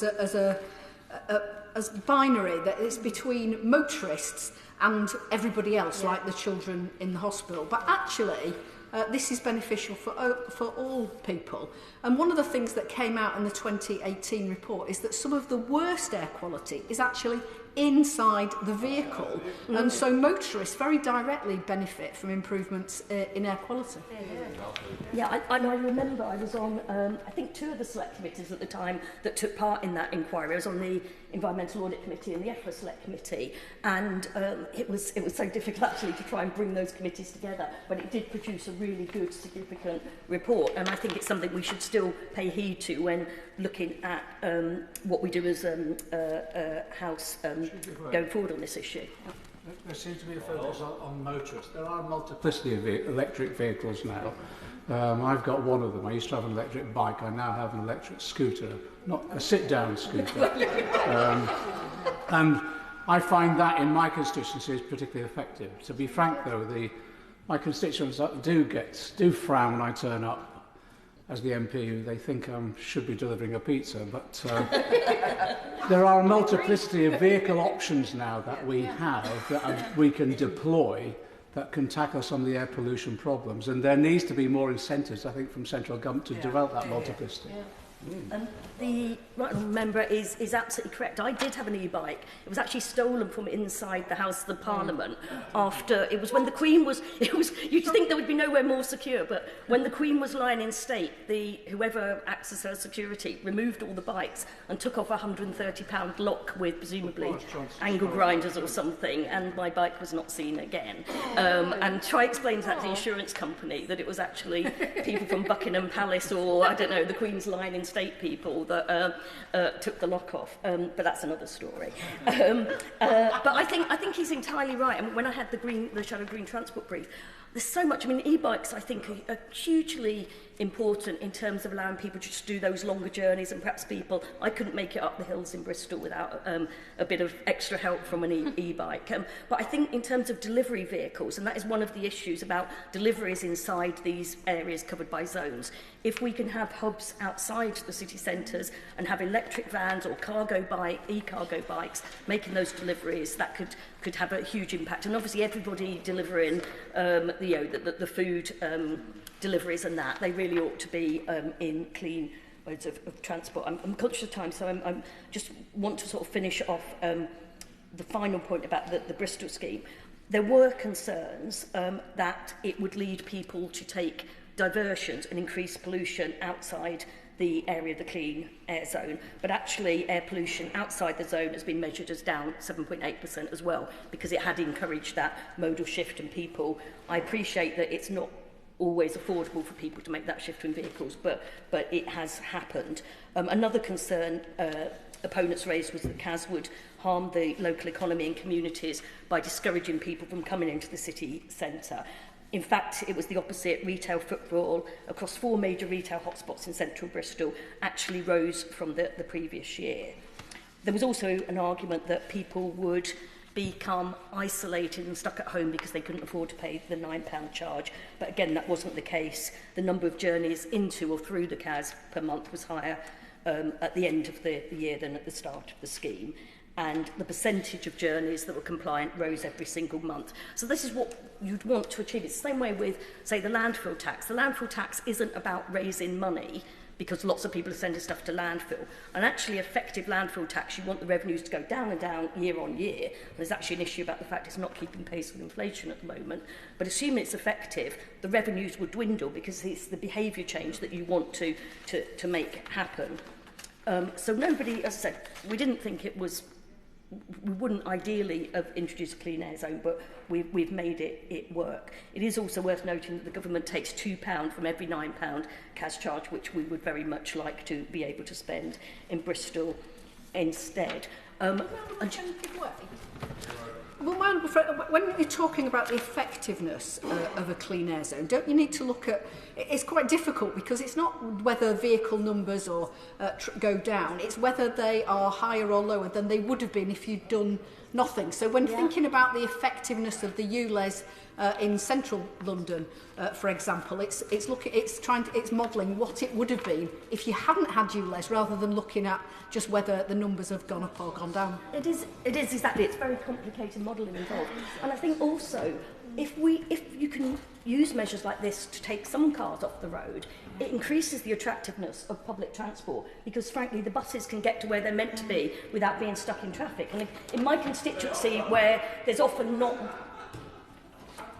Surely she's making the exact argument in support of the bill of having small congestion zones in the centre of cities, allowing the public transport, of course, to do that, but not 600 square mile massive congestion zones in the present expanded ULEZ. In the context of the Honourable Member of Bexleyheath, who was saying he doesn't have a tube in his part of Greater London, and as though the only alternative to the tube would be driving. And we want to make sure, that across London has a pretty decent bus system, but we need to make sure that people have the alternative. And again, I'm going to say something nice because we've just had confirmation today that First Bus has got funding under the next wave of the Zebra scheme to turn all our buses into electric vehicles. We have been experimenting with biogas, but that will do an awful lot. And actually, we do have some clean, as I said, biogas buses, and the leader of the Labour Party got to drive one on one of his previous visits to the city, which he was like a little boy with a new toy, it has to be said. I think he greatly enjoyed it. But measures like that. I thank Manfred for giving way. Given that the evidence shows that ULEZ has actually cut by almost half the pollution in central London, the challenge that the Minister is presenting slightly misreads how people travel around London. And as Outer London MP, I'm acutely conscious that people drive within the borough as well to work, and within and between Outer London boroughs as well. So the idea that you would get the same impact about reducing pollution just by focusing on the centre misses the challenge that we're all trying to address. Nobody's saying this is easy, nobody's saying this isn't controversial, but the reality about air quality, as somebody who has the North Circular running through her constituency and sees that pollution, visibly sees the children struggling and people struggling with the conscience, and I'm sure in South London that is too, we know we have to look at the way in which people travel around London to understand the best way of tackling these issues. That it can't just be an in theory, it has to be an in practice model, does it not? Yeah, I think the Honourable Member's absolutely right. And she brings me on to my final point, which is, as a Walthamstow MP, she hosts the Mini Holland scheme. I've been to the borough of Waltham Forest to look at what's being done with Mini Holland, which is an example. I know, I think the Honourable Member said it's not in her constituency. No, it's in the borough. It's in the borough, yeah. And I've actually cycled around it on an e-bike, and I think it's almost like a weekly occurrence that the transport lead on the council takes people on these tours so that we can learn from what's happened there. And these localised schemes, they can absolutely transform neighbourhoods by designing out some of the traffic, making them really pleasant places to live, building in things like sustainable urban drainage schemes and little areas where people can sit and talk. And I have a livable neighbourhood that is just about to start a pilot in my constituency. And again, the important thing is, engaging the local community, explaining to them how this would work for them, listening to them when they say that this will cause problems in certain areas. And although there has been some opposition, overall, as I said, there's groups like St George Breathing Better, which was a group of parents of children that are suffering because of the air pollution in the city, very much behind that.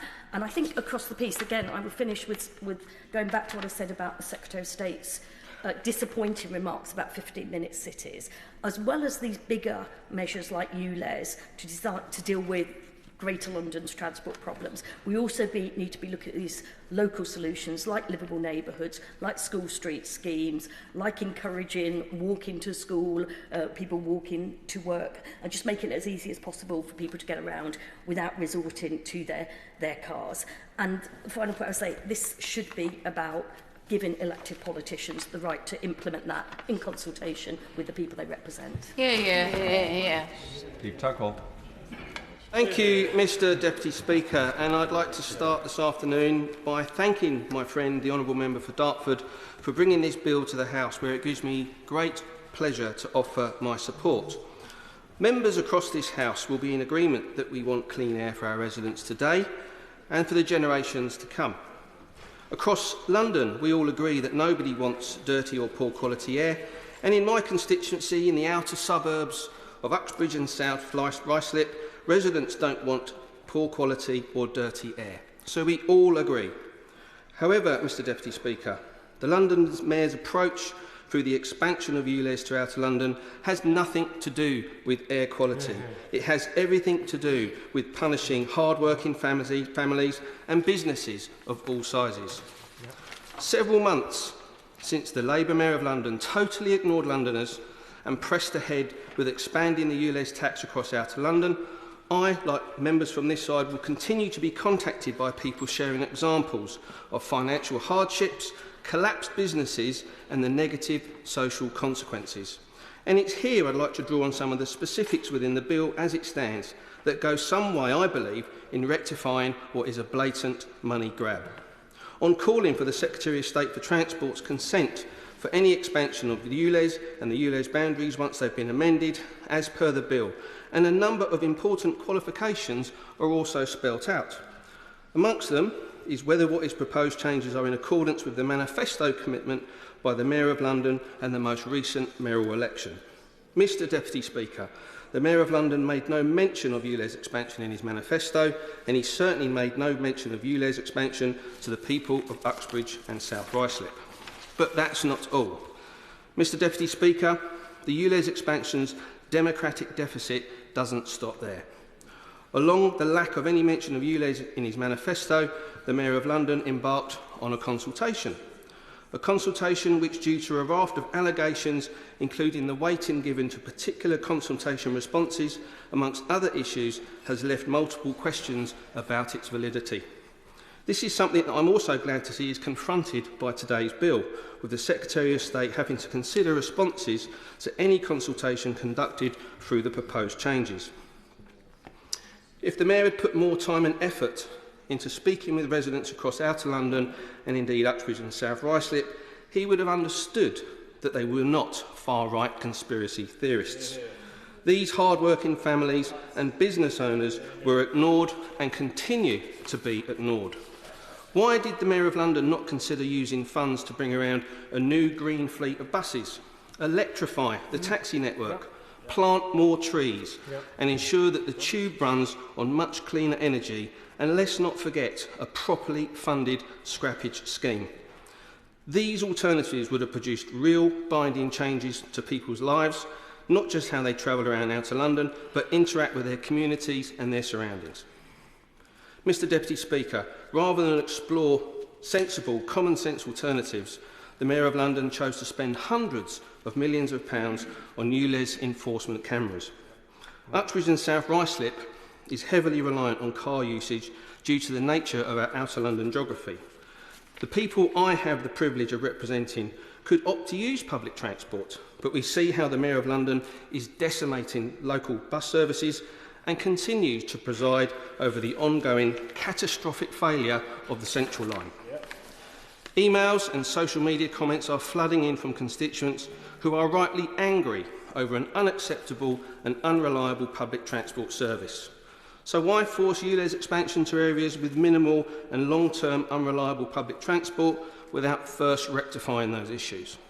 Why not invest into more public transport network so that people can rely on it and then make the decision to make the switch? Why then, Mr Deputy Speaker, would he push ahead with expansion first? The answers are clear.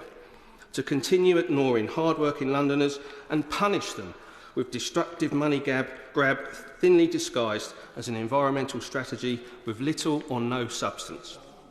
I know all too well about the anger and frustration felt by ordinary hard-working people in Uxbridge and South Ruislip, and indeed across Outer London, towards this Mayor's cynical money grab. Mr Deputy Speaker, I stated in my maiden speech in this place that I stand here now, no longer the local candidate, but as a Member of Parliament, still determined to fight the Mayor of London's money grab and reduce the burden being placed on my residents and local businesses. Those words still ring true. Mr Deputy Speaker, only this week, the Mayor of London made comments citing the sky didn't fall in following the expansion of ULEZ. Well, the sky did fall in for businesses that can no longer afford to trade and households who have incurred financial hardships thanks to the expansion of ULEZ. Flippant and arrogant comments cement the view that the Mayor of London is out of touch with hard-working Londoners.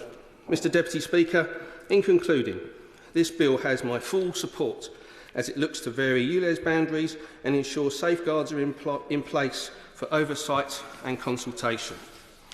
But in addition to supporting this bill, I want to place on record in this House my wholehearted support for the Conservative candidate for the Mayor of London, Susan Hall.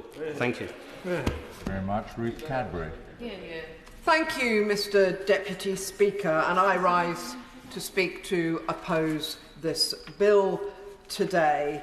And it's interesting following the Honourable Member for Uxbridge and South Ruislip, I remember campaigning on the day that he was elected to this place. And I remember talking to residents, saying we're going to vote, and we're not going to vote Labour as we have always done before, because we'll have to pay to drive on our local roads £12.50 every day. So my colleague in particular house said, well, how will it affect you? You know, what car do you drive? And the guy said, well, there it is, it's a Toyota Prius. On the day of that election, thousands of people were told, and some people still believe, that every single person in London and every single vehicle driving in Greater London has to pay £12.50 a day. Not true. And that myth is still going around. Now, I do not want to undermine the fact that, yes, there are about 5% of vehicles in London that are currently non-compliant. And I accept that that has caused people who drive non-compliant vehicles for work or for personal use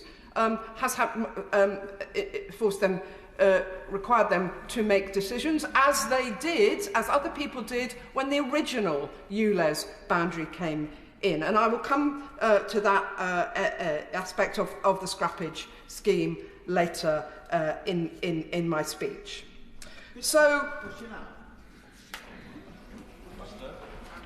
you will be aware that the Mayor of London's own impact, so the TfL own impact assessment, states, and I quote, "There is likely to be a disproportionate negative impact for people on low incomes who travel by a non-compliant private vehicle in outer London to access employment or opportunities."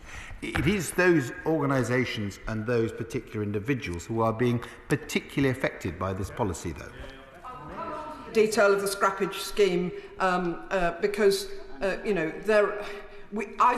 my constituency is crossed by the North-South Circular, and I can address that point because we've already been there 2 or 3 years ago.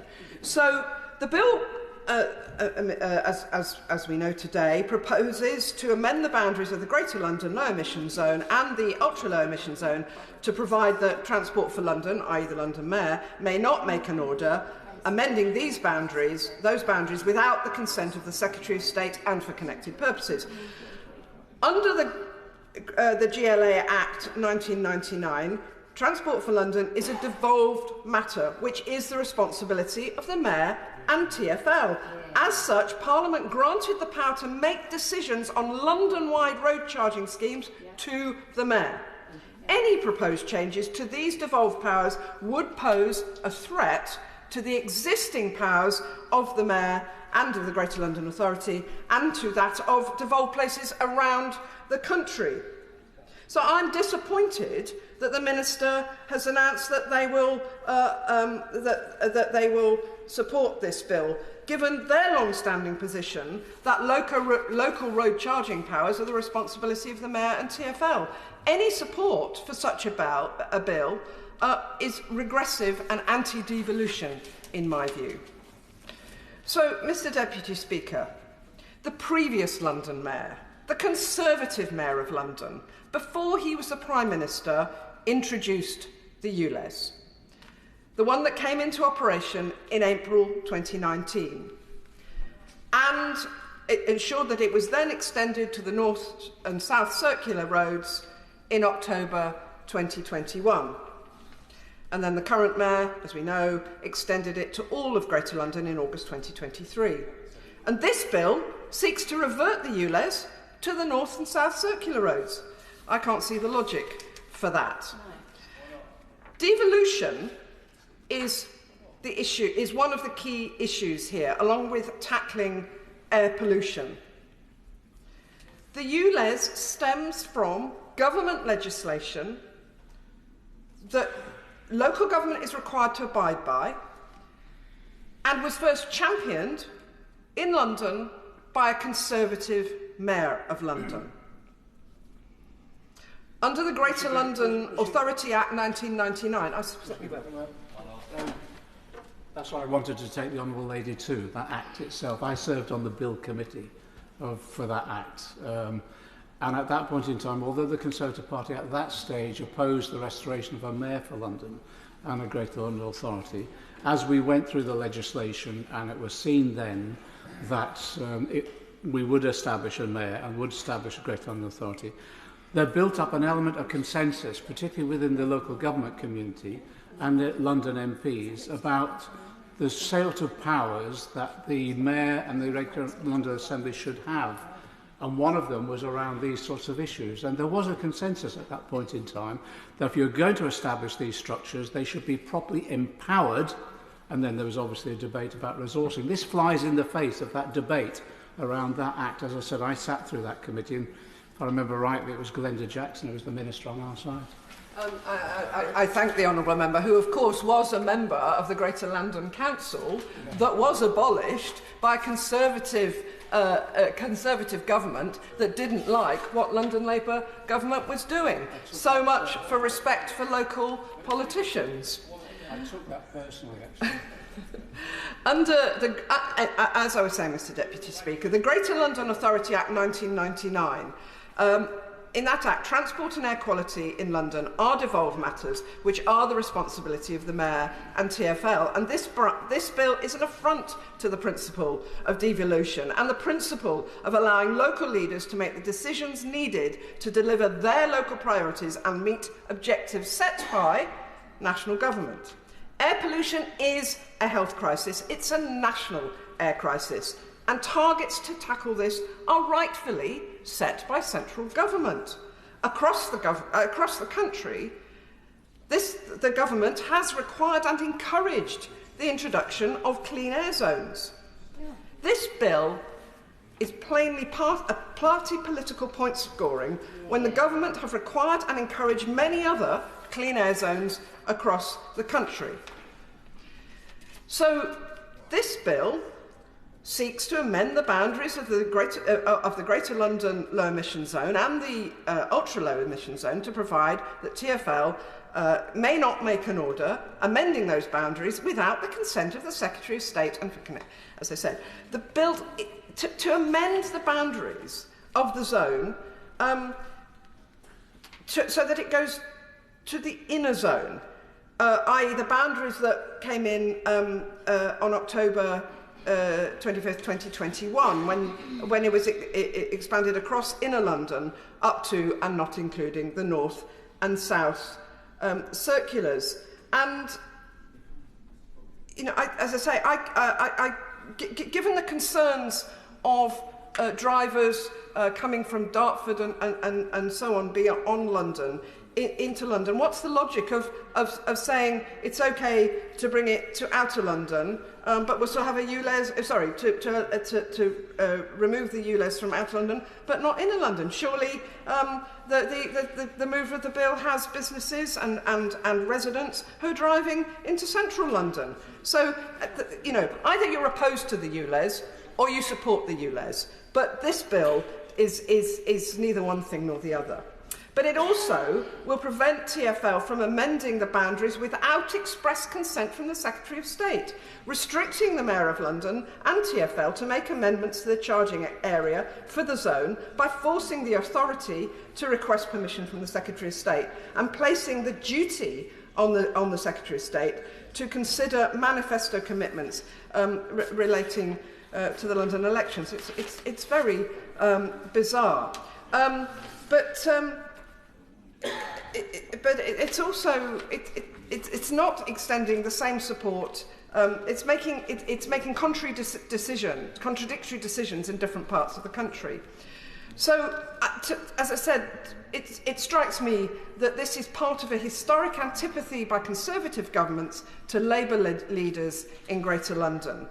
And as other speakers have said so eloquently, this government could do so much more to address air pollution, and such as supporting London and the Mayor of London in making the scrappage scheme more generous, so that nobody has any reason not to get rid of their non-compliant vehicle. If the costs for non-polluting vehicles came down, then there would be no non-compliant vehicles polluting our air in London.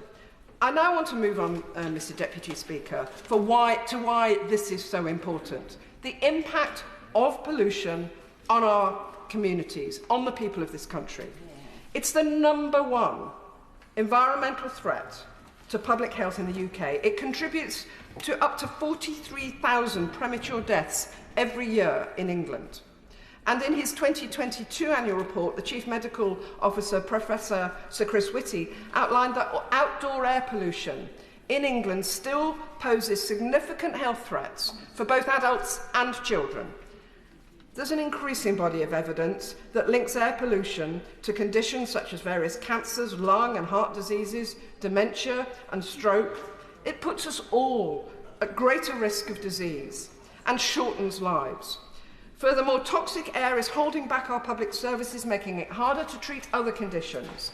Public Health England estimates that air pollution will cost the NHS and social care system £1.6 billion between 2017 and 2025. And this rises to £5.56 billion when including the impact of diseases for which the evidence of association is less developed, but nevertheless is still emerging. By 2035, this will reach almost 19 billion unless stronger action is taken. In addition, a report commissioned by the Clean Air Fund concludes that improving air quality could bring an annual boost of 1.6 billion to the UK economy through 3 million additional working days and a reduction in the rate of early retirement. In London, in 2019, toxic air contributed to about 4,000 premature deaths. The greatest number of deaths attributable to air pollution were in outer London boroughs, mainly due to the higher proportion of elderly people in these areas who are more vulnerable to the impacts of air pollution. And I remember, I hardly see her now, but a wonderful tenant activist in Brentford that I worked with when I was a councillor. She has COPD. She was confined to bed about 15 years ago. She hasn't been able to leave her flat and leave her bedroom because of COPD. She's lived all her life in Brentford, which has always had very, very high air pollution from the coke works and from the proximity to the A4 and the M4. So, and she's just one example, and we all know people who suffer from COPD, emphysema, and a whole range of other rather life-limiting and life-damaging conditions. If no further action is taken to reduce air pollution, around 550,000 Londoners will develop diseases relating to poor air quality in the next 30 years. In this case, the cost of the NHS and social care system in London alone is estimated to be 10.4 billion by 2050. Over 500,000 Londoners suffer from asthma and are more vulnerable to the effects of toxic air, with more than half of these people living in outer London. And toxic air is a social justice issue, with the poorest Londoners and Londoners from ethnic minority backgrounds least likely to own a car, but also worst affected by toxic air. Only 5% of the lowest income Londoners own a car, yet they're more likely to suffer from toxic air. Half of all the children admitted to hospital due to asthma in London are from minority ethnic backgrounds. And how can we ever forget the case of Ella Kissy Deborah? She's the first person in the world to have air pollution listed as a cause of death on her death certificate. And she was a child. She grew up in a flat overlooking a busy road in southeast London. I've met Ella's mother. I've also worked with campaign groups like Mums for Lungs.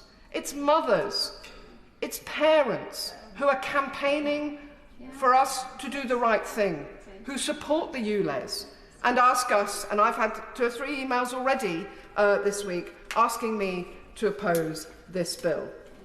Now I want to say a little bit about my constituency and why this matters. From one end of my constituency to the other, we are affected by heavy traffic and therefore high air pollution, and you can see this on the maps. We've got the A4 with the M4 above, the A316 which comes in from the M3. The North and South Circular meet at its westerly point in my constituency. They're all hugely congested and have very polluted air. As I say, we already had the last ULEZ boundary going through the middle of my constituency on the north and, just inside the North and South Circular. And at that point, we have St Mary's Catholic Primary School and William Hogarth Primary School next door to each other along the side of the A4 in Chiswick. The pollution levels in those 2 schools is incredibly high. And parents there, led by a particular father, Andrea Carnavelli, have campaigned for years to address this issue. Their campaign has first of all meant that the issue of air pollution has got into the public domain locally. They've campaigned and they've managed to get support from the Mayor of London for a green wall along the inside, the playground side of the wall to try and catch some of the pollution. They've also worked with paint manufacturers, and this is a remarkable thing. You can reduce the air pollution levels inside a classroom with a particular paint that actually reduces the pollution levels. Now, they were donated this paint in order to do measurements and assessments so that everybody could see its efficacy for this purpose. Sadly, this is all too expensive for schools to be able to buy because it's so specialist. But that is the sort of thing that the government should be supporting. But meanwhile, you know, until air pollution levels drop, and they are starting to drop, I'm about to go on to that, St Mary's and William Hogarth and other schools in my constituency and across London, those children will be going to school in classrooms and playing in playgrounds and walking and cycling and to and from school in environments that are limiting their life expectancy. And I want to just want to pick up on 2 letters I got from parents this week. Now, this is from a mother who told me about her son. He used to attend a school that is situated just 1 block away from the A4 as it goes into London through Chiswick and Hammersmith. He used to suffer from asthma, and he used to tell us how he could breathe so much better when we were away from London. He's died from cancer. And his mother said, although his primary tumour was in his left humerus, he died from the bone cancer which had spread to his lungs, and we now suspect that it had been in his lungs for quite some time. And that's why she's asked me to support this bill today. But she added another thing in her note.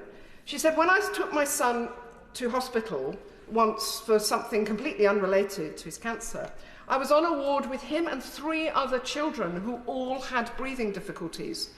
When I asked the nurse about this, she said they consistently have children admitted for breathing problems. And that reminded me of my visits to schools over the years, from when I was a councillor and subsequently as an MP, the growing number of schools that have to have an asthma strategy and have to have a growing bank of drawfuls of asthma inhalers, just in case. And they are used, and children using, more and more children using asthma inhalers day in, day out, in order to be able to make the most of school. Yeah. And our second email, just in a way more general, but still, this is still explaining from a constituent's point of view why I'm opposing this bill today. As a dad of 2 young boys who has to expose them to pollution every single day on the school run, particularly over Kew Bridge, over the river, highly polluted, I support any and all efforts to clean up London's air. Now, Mr. Deputy Speaker, the ULEZ is a strategy to protect public health, and in lieu of alternative policies that could also address this horrific health challenge, the ULEZ is the most effective strategy we have for London, and why the Mayor for London is using it. The ULEZ, it's highly targeted. It helps to take the most polluting vehicles off London's roads, vehicles that do not meet certain emission standards and are not otherwise subject to a grace period or a discount or an exemption. They must pay the charge to travel within the city. The charge is set to disincentivise frequent trips in non-compliant vehicles, which would otherwise contribute more to air pollution. It incentivises people to change their travel behaviour, such as using public transport more, or replace their vehicle, whilst allowing occasional visitors and infrequent drivers an alternative. The London-wide expansion has already been highly effective at reducing both the proportion and the number of older, more polluting vehicles on London's roads. The data from the London-wide ULEZ first month report shows a 10 percentage point increase in vehicle compliance in Outer London, with 95% of vehicles seen driving in London on an average day now meeting the ULEZ standards, up from 85% when the consultation was launched in May 2022. So this means that compliance rates in Outer London have nearly caught up with Inner London. And as has already been said by previous speakers, any net revenue raised from the ULEZ will be reinvested back into public transport, including on the expansion of bus services in Outer London, which, by the way, I'm not aware of bus services that have been cut. But there's no doubt that we could always do with more bus services, more frequent services, more night services, more weekend services, so that fewer and fewer people are forced to get their car out in order to get to work or get to visit friends and relatives and so on. So as I say, Mr. Deputy Speaker, the ULEZ has already been hugely successful in central and inner London, and has led to significant benefits. Harmful NO2 concentrations alongside roads like the A4, the A316 in my constituency, they're estimated to be 46% lower in central London and 21% lower in inner London than they would have been without the ULEZ. The number of schools in areas exceeding the legal limits for NO2 fell by an amazing 96%, from 455 in 2016 to just 20 in 2019. Now, Mums for Lungs, as I've already mentioned, have told us that the key are keen to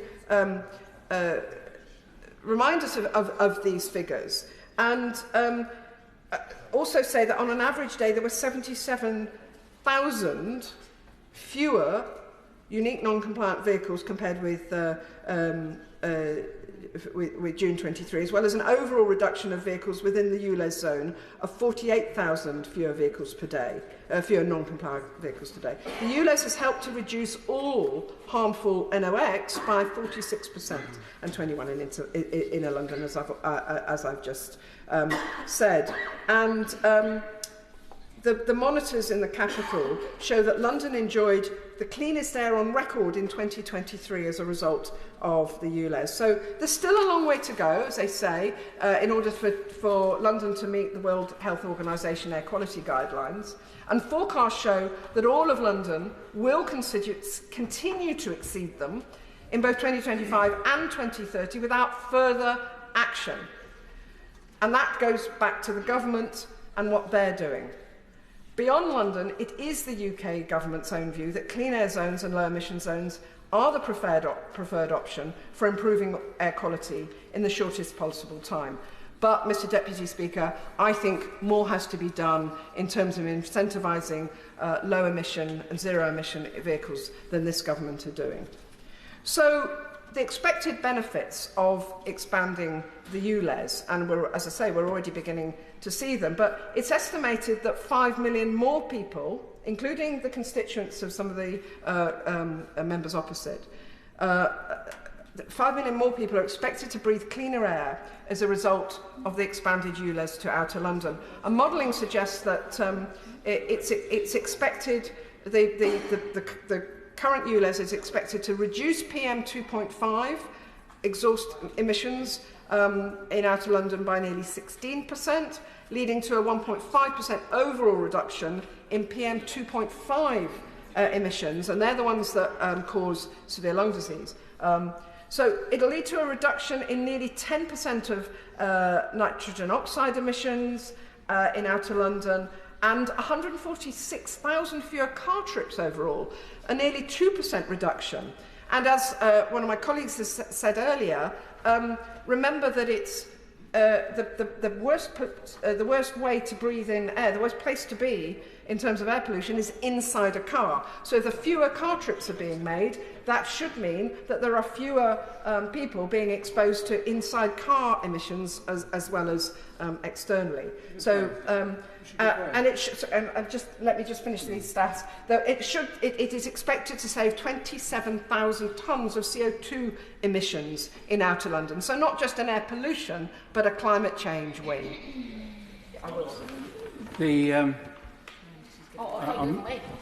Okay. So enthusiastic. I am. The issue that we've focused on today is respiratory conditions. But she, like me, have been working on the issues with regard to air pollution around the airport. Now, when we looked at this is maybe 15 years ago, if I can remember, the issue that we raised was also the incidence of cancer. She's mentioned cancer itself. We then discovered the Chicago airport study, which linked cancer to air pollution and the significance of that both on airports but also in the surrounding areas as well. And I don't think we should underestimate the impact that ULEZ could have, not just on overcoming respiratory problems, but also reducing cancer incidence within areas like this. I've had a number of our key campaigners in the area suffer from cancer, and we consider it is linked to the air pollution that we've got around the airport itself. Yes, and thank you. And I have worked with the Honourable Member for Hayes and Harlington for many, many years on the issues around Heathrow. And we cannot separate the issues around vehicle congestion and air pollution from the issues around Heathrow Airport itself, which also doesn't do enough to incentivise both its staff and its passengers to come to the airport other than by car. So I said I would cover the issue of scrappage, and having continued to listen to concerns of London, the Mayor and TfL expanded the scrappage scheme to provide support for more Londoners.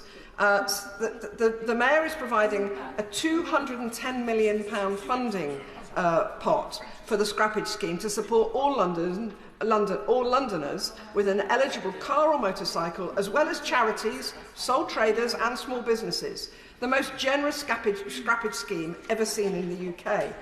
And as part of this scheme, any London resident with an eligible, non-compliant car can apply for grants of up to £2,000 to scrap their non-compliant vehicle. And I have neighbours who have a very nice little run-around car that cost £2,000, and it is compliant. So to say that it's not possible to buy a compliant car for that kind of money just obviously hasn't actually tried to do it. But there are other more extended benefits, such as for disabled people who need to scrap or retrofit a non-compliant wheelchair-accessible car. They can apply for grants of up to £10,000 or £6,000 to retrofit. Charities, sole traders, and businesses with fewer than 50 employees that are registered in London can apply to scrap a van for £7,000 grant or a minibus for £9,000 grant, retrofit certain vans or minibuses, £6,000 grant, or scrap and replace a van or minibus with a fully electric vehicle for which the grant is £9,500 or £11,500. Eligible organisations can scrap or retrofit up to 3 vehicles. As of the 15th of March this year, applicants to ULEZ scrappage schemes to the scheme can donate their non-ULEZ compliant vehicle to support humanitarian and medical needs in Ukraine, and in return for the same level of grant payment that's available to those who choose to scrap their vehicle. The government has provided scrappage funding for other cities, including Birmingham, Bristol and Sheffield and Portsmouth, but has not provided the similar arrangements for specific ring-fenced funding for London. Yet another, I think, sectarian attack by the Conservative government on a Labour mayor. So, in conclusion, Mr Deputy Speaker, air pollution is a health crisis, and targets to tackle this are rightfully set by central government. Across the country, the government has required and encouraged the introduction of clean air zones, but this bill is plainly party political point scoring when the government have required and encouraged many other clean air zones across the country. It's a challenge. This bill is a challenge to the powers of the Mayor of London to make decisions that improve the health of Londoners, all Londoners. If successful, this bill has the potential to significantly damage and reinforce inequities in public health and undermine the office of the Mayor of London. It's an attack on devolution. As I say, the Mayor has a right to introduce measures within his powers to meet statutory targets set by central government. But this central government is dictating how a democratically elected Mayor of London should run their city to counter the principles of devolution. The Labour Party is a party of devolution, creating the mayoral model in London, the Scottish Parliament, the Welsh Parliament, the Northern Ireland Assembly, as well as having regional and local decision-making and funding across England. This, Mr Deputy Speaker, is an attack on measures as well as not only on devolution, but measures to improve our environment and the health of our children and of our children's children. We have to have solutions to the air quality crisis and also to the cost of living crisis, nationally and locally in our communities. Labour is clear that the government has a direct responsibility to work with local authorities to enable the alternatives to clean air zones, work instead of or including working with clean air zones. There needs to be a range of alternative air quality improvement methods, including rerouting traffic, land management, speed limits, better public transport, and the ease of acquiring non-polluting vehicles. This responsibility should extend to helping to mitigate the impact of any proposal that clears the strong thresholds set by the government for a clean air zone. As I say, I don't see the alternatives from the government benches. So whose side are the supporters of the bill on? Continuing pollution or finding a solution to stop our children dying? I want to just read the end of the email from the father I mentioned earlier. He said, "Pollution is too high in London. It makes us sick, and long-term exposure can reduce cognitive ability. I'm proud that London has the world's largest clean air zone. This ULEZ is a brave and important policy, which will be a historic legacy for the London Mayor." Louie French. Thank you, Mr Deputy Speaker. And I won't speak for long today because I don't want to delay passage of this important bill, which I have been happy to support my honourable friend from Dartford in bringing to this place. But today we will see whose side Labour are really on. On one hand, the Labour Mayor of London, who has introduced this regressive and greenwash tax on Outer London, or the hard-working people in Greater London struggling to pay Labour's £12.50 per day or £4,500 per year tax for going to work, medical appointments or the supermarket. This week, the Leader of the Opposition has finally got off his fence and disgracefully backed the Labour Mayor of London over the interests of hard-working Londoners. And today, Mr Deputy Speaker, we have heard from members from Eltham, from Brentford and also from Walthamstow that they are also backing the Labour Mayor of London over their constituents. But on this side of the House, the Conservatives will continue to back drivers in Greater London and the home counties, and I am pleased that the government is supporting this bill. Would my friend give way? Would he agree with me that this is less about clean air and more about taking my constituents in Watford and elsewhere to the cleaners?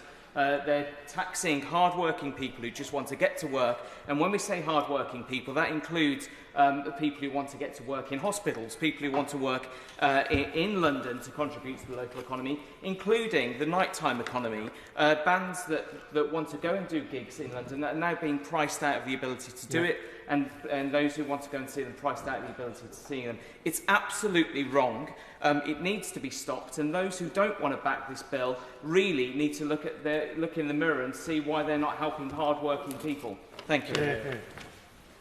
Thank you, Mr Deputy Speaker, and I thank my honourable friend for Watford, who is a real champion of his constituents. And as he is just pointing out, we have this double charge element, where people that come into London at night are facing the double charge of £12.50 one way in, one way out, and that applies equally to the nighttime industries. And I would also highlight, you've heard a lot about the scrappage scheme, that only 1 in 3 van drivers have received any support. That's the ULEZ data from TfL. Only 1 in 3 drivers that have applied for support, van drivers, have received any support.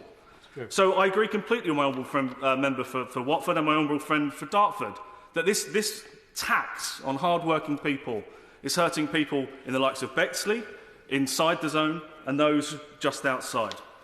And Mr Deputy Speaker, with the Mayor of London taking millions each month from the pockets of drivers via fines and charges, whilst at the same time refusing to publish any meaningful evidence that proves that ULEZ in outer London actually improves air quality, the public out there don't need me to tell them how much of a greenwashed con the ULEZ expansion really is. They do not, you just come here. They don't need me to tell them that the devolution in London is broken, with TfL requiring government bailout after government bailout. London now the slowest city in the world to drive in, and the Metropolitan Police and the London Fire Brigade both in special measures. I'll give way. I credit my honourable friend for giving his speech, but isn't the key issue here the democratic deficit for those outside the mayoral zone? Because clearly there is a decision made by the mayor, whether that is backed by a manifesto, we know it isn't, but it is something that is impacting upon the wider communities that my friends represent, whether it is from Harlow to Bexley to Crayford. And surely the issue is how it is we navigate the desire to comply with the legislation, which is why my honourable friend's bill does not say that we are scrapping it entirely, with the ability to have individuals having their say on whether this is the appropriate measure. Well, I thank the Roads Minister for his intervention, and I agree completely. There is a huge democratic deficit at play here. And it's not actually just for people outside the zone, as he correctly points out, that need to come into London, and that's having a significantly negative impact on the likes of Crayford, the likes of Bexley Village in my constituency, which are hundreds of metres away from the so-called London boundary, and they are losing customers every single day because of this. But actually, those people in Bexley that quite clearly rejected this in the public consultation, the sham of a public consultation, have been completely ignored. And that is why I have no doubt, in a few weeks' time, they will be voting, like I will, to sack Sadiq Khan after 8 years of failure. The public out there don't need me to tell them that London and the surrounding counties cannot afford another 4 years of Sadiq Khan and Labour running London. With plans to toll the Blackwall Tunnel and the cameras being installed on small residential closes and roads, highlighting that ULEZ is not the end of the Mayor's desires to hammer motorists in Bexley and outer London. They can look up Project Detroit themselves. And on the 2nd of May, Londoners will be able to vote for change and vote for Susan Hall to make London better and safer for everybody. And today, Mr Deputy Speaker, people in Greater London don't need me to tell them who is on their side. They will see it with their own eyes, with the Labour Party desperately trying to block this bill. Fleur Anderson. Thank you, Mr Deputy Speaker, and thank you very much for this opportunity to speak on an issue which is one of the topmost issues for my constituents. I'd like to draw all members' attention to my private member's bill, which is number 12 on the order paper today, which is also about clean air. It's about taking action on mould and giving private landlords more powers to take action on mould and to have to take action on mould. It's called the Landlord and Tenant Act 1985 Amendment Bill and is very connected to this bill as well, because my constituents often suffer the double whammy of living in poorer and cheaper housing which is on a main road, and therefore they are very unlikely to have a car. The majority of constituents in my constituency don't have a car. More likely to suffer from the effects of air pollution, and more likely to have the mould, which I can see and so many constituents talk to me about. So if we get to that bill today, I hope the members, all members in the chamber will be supporting that bill today. I object to both. Yes, certainly. Does you agree with me that actually we would be better spending parliamentary time looking at a comprehensive strategy that tackles air pollution and respiratory conditions rather than going down this rabbit hole today? Because this is so significant. The issue that she's raised in her legislation later on, which I hope the government will support, could be a foundation stone for us tackling the problems of housing and respiratory conditions. I absolutely agree with the honourable member, and there are so many more things we could be discussing here than trying to turn back the clock on a very progressive and life-changing policy that's been brought in by Mayor. We could be discussing the private members' reform bill, the renters' reform bill. We could be discussing action on respiratory health. We could be discussing all number of things that my constituents would like to see us discussing instead of this bill. I object to the principle as well as the substance of this bill. This bill proposes to amend the boundaries of the Greater London Low Emission Zone and the Ultra Low Emission Zone to provide that Transport for London may not make an order amending these boundaries without the consent of the Secretary of State and for connected purposes. In London, we voted to have a mayor, and we voted for who that mayor would be, and we support our mayor in London making decisions about our roads. Parliament granted the power to make decisions on London-wide road charging schemes to the mayor. This bill would try to take powers away from the mayor. It's playing politics with our constitutional arrangements, and it's quite clear why. Certainly. Yes, I have. Will she agree with me that also it is particularly disingenuous because a number of the air quality mandate changes are being enforced from European and national decisions, and this isn't just Sadiq Khan or other people unilaterally doing it. This is doing it because we, in the whole of Britain, need to improve air quality which produces real harmful effects to our constituents. I'm glad my honourable friend raised this, because the government has asked councils in Bristol and Birmingham, for example, to bring in clean air zones and has asked them to bring it in London as well. So I hope the government won't be supporting this bill today, because it would be against their policies across the country to give more people clean air. Any proposed changes to these devolved powers would pose a threat to the existing powers of the Mayor and the Greater London Assembly, and to that of devolved places across the country. It starts here. Where will it go? Exactly. We cannot just have the government taking back powers willy-nilly whenever it likes, because there's about to be an election for a mayor in a few weeks' time. The Mayor of London introduced the world's first 24-hour ULEZ in central London in 2019 and expanded it in 2021 to bring in health benefits. That expansion brought those health benefits that were seen for the first ULEZ to 5 million more people and to 87,000 more children. To roll that back would be worse air for 5 million people, worse air for 87,000 children. I cannot believe that the government would support this bill. The ULEZ is a highly targeted scheme, and it's set to disincentivise frequent trips in non-compliant vehicles. It certainly had that effect on me, because I had a diesel car. I bought it back in the day when we were told that diesel was a better choice for the environment. I realised it wasn't. And because the ULEZ was coming, it speeded up my decision, frankly, to not have a car. We don't have a car as a family, haven't had one for 3 years. And I don't think we would have actually made that jump to doing that if it wasn't for the ULEZ coming in. And we thought we'd see how it went. It's going fine. We don't have a car. We don't need one. And I'm not driving around in a car which is polluting the air in Putney. Well, should you point? Certainly. Is it not also the case that even if she was to have a car, the vast majority of cars, as she well knows and has been mentioned in this debate because I've been listening to it, are of course ULEZ compliant. I have a 10-year-old petrol car. I don't drive it in London because I'm not a maniac, but if I did, I wouldn't be ULEZ charged because it is a small, lightweight petrol car. The vast majority are perfectly fine.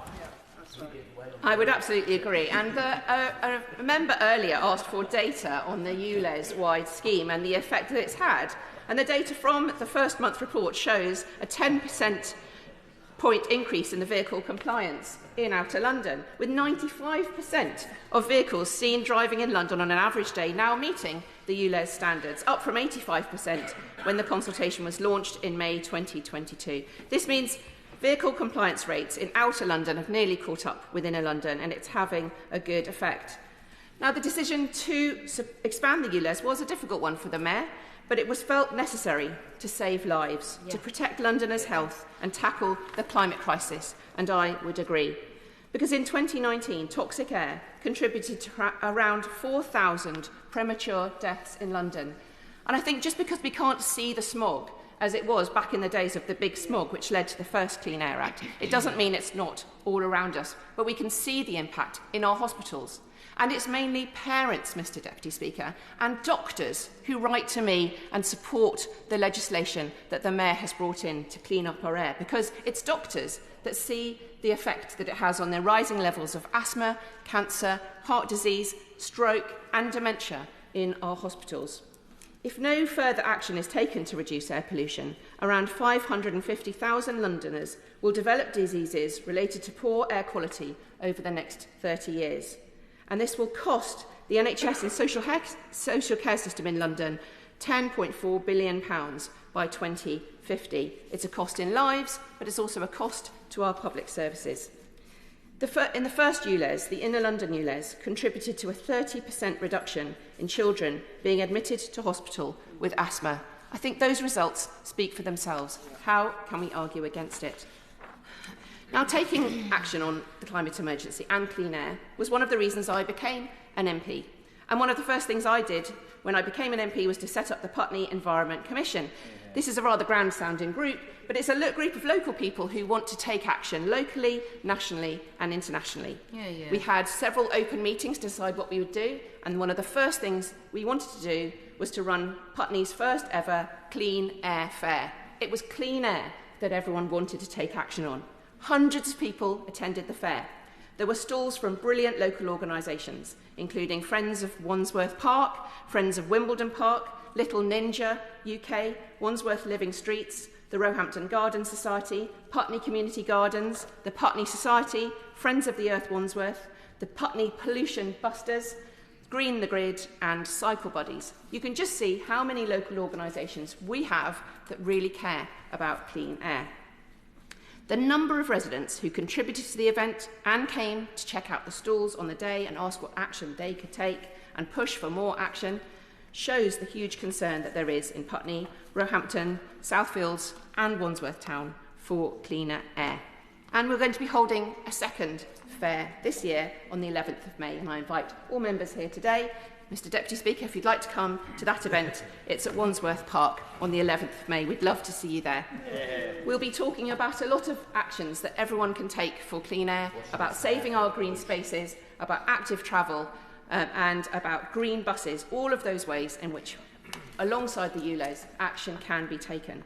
Because I go on so many canvases and talking to people where I will speak to parents and they will introduce me to their child who they say has asthma. It happens time after time after time. So many children now in schools that I go round. I went to a school in Roehampton recently and I asked the teacher what were the main issues. I expected to talk about the curriculum, about Ofsted, well, we did talk about Ofsted, about other issues. She said it was mould and air quality. Those were the main issues. They were keeping children off school. She had to have adaptation strategies within the school to take action on it. And it was horrifying to see in this day and age that that's what she was saying. Would one more friend give way? I would. On the point around active travel, she makes a very important point there. I'm a massive fan of active travel, as I know colleagues in the chamber are today. But if we're going to get more people to be walking, cycling, wheeling and running, we need decent air quality in every single town and city across the country, which is why it's so important that we've got things that are going to bring that air quality back to an acceptable standard. Absolutely. We do want to have more people cycling and walking and take those cars off the road so that people who have to drive have less congested roads. We also want to support our businesses who are alongside those roads, and they also see the impact. So it has an impact on active travel, it has an impact on the businesses in our community as well. It's unfair on the majority of constituents who don't have a car and on those who live on those main roads and in less expensive housing if they have to bear the burden for the air pollution. I will. The Honourable Lady is making a very fair point, actually, on the main roads and the impact of air pollution. But she therefore agreed with me that it's somewhat strange that the largest investment that the Labour Mayor of London would have made in his term of mayor is a £2.2 billion road tunnel, the Silvertown Tunnel, which would encourage HGVs to drive along the A2 through into central London, and that is why the Green Party and the Conservatives are opposed to it. I would point to others, such as the Superloop, the new buses that are going to go around London, and the Elizabeth line. It's investing in public services that the Mayor will be able to do more of because of the revenue from this to enable people to travel on our public transport that's really going to make the action that we need to clean up our air. I've even taken to the streets for Clean Air Day on Putney High Street to measure the clean air or the polluted air on our high street. I used an ultrafine particle counter lent to me by Imperial College London and the Environmental Research Group there. It was amazing to take that counter out for the day and to actually visibly see the effects of the air pollution. As I went down some of our main roads, Upper and Lower Richmond Road and Putney High Street, and I held it, it was when the buses came by or when some of those polluting cars came by that you could see a spike. I somehow thought there would be a constant level of dirty air and polluted air, but actually it really does go up and down, and you can see actually the impact that diesel buses have and that the polluting cars have right there. And I've thought of all the times that I've taken my children to school for many years. I was taking my children to primary school for 15 years in Wandsworth, taking them alongside very polluted roads, and the fact that this was damaging their lungs all the time I did that was very worrying for me to see, worrying for constituents to know about. Now we've made some I'll just talk about Putney. Okay. Right. She was talking about the damage to the lungs, but I wondered if she could also acknowledge, maybe mention also, the damage to the brain that air pollution does. These microscopic, 2.5 or nanoparticles that can cross the blood-brain barrier, that particularly for children cause long-term developmental problems that mean the brain never properly can function, even if the air is cleaned up later on. And that's the importance of getting it right now. I thank the Honourable Member for raising that. It's like a ticking time bomb in our children, isn't it, really? It has been shown that children who live on polluted roads and in our inner London areas where they're polluted do have smaller lungs, which will never grow to be the size of fully grown lungs of others, but also that impact on brains and potentially dementia that they may get later in life because of that pollution. We owe it to children today to have this increased ULEZ zone to clean up our air. We've made progress on Putney High Street recently as well. So since I did that monitoring, there has been progress. We have a larger number of green buses, 80% of green buses now, which has made a significant difference. And we need to get there with 100% buses, which is what the Mayor has got a plan to get to. So we need this robust action for the sake of our health and children. I've also been calling for a new Clean Air Act since becoming an MP, many times in this chamber, and when I was on the Environment Bill Committee. We need to have that alongside measures made by mayors such as Sadiq Khan in London to be able to see that impact across the country. According to Asthma and Lung UK, more than 60 600,000 people in Greater London have asthma and COPD, and nearly 60% of those live in Outer London, not Inner London. So those members who are coming from Outer London for this debate need to be concerned about their own constituents and the impact it's having on their health as well.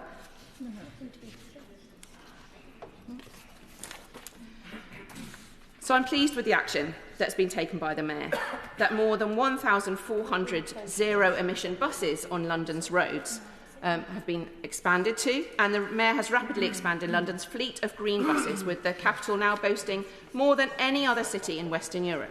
He's also delivered a 170% increase in the number of public electric vehicle charging points, with London now boasting more than 11,000, a third of the UK's total.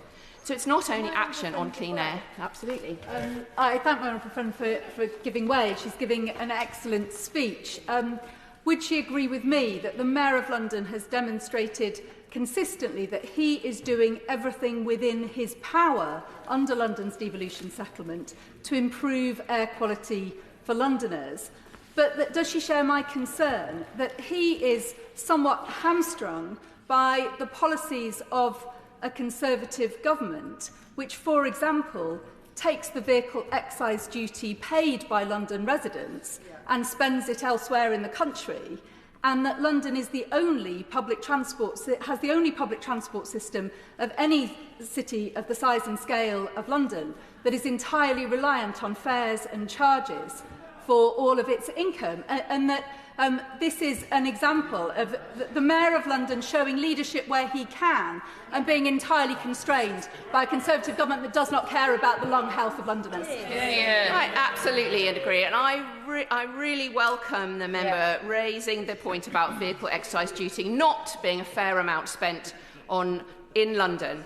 And the amount that the Mayor has been able to do, despite being hamstrung in many ways, he has been world-leading, and throughout the world is now going around and talking about the amount of action he's been able to take about clean air.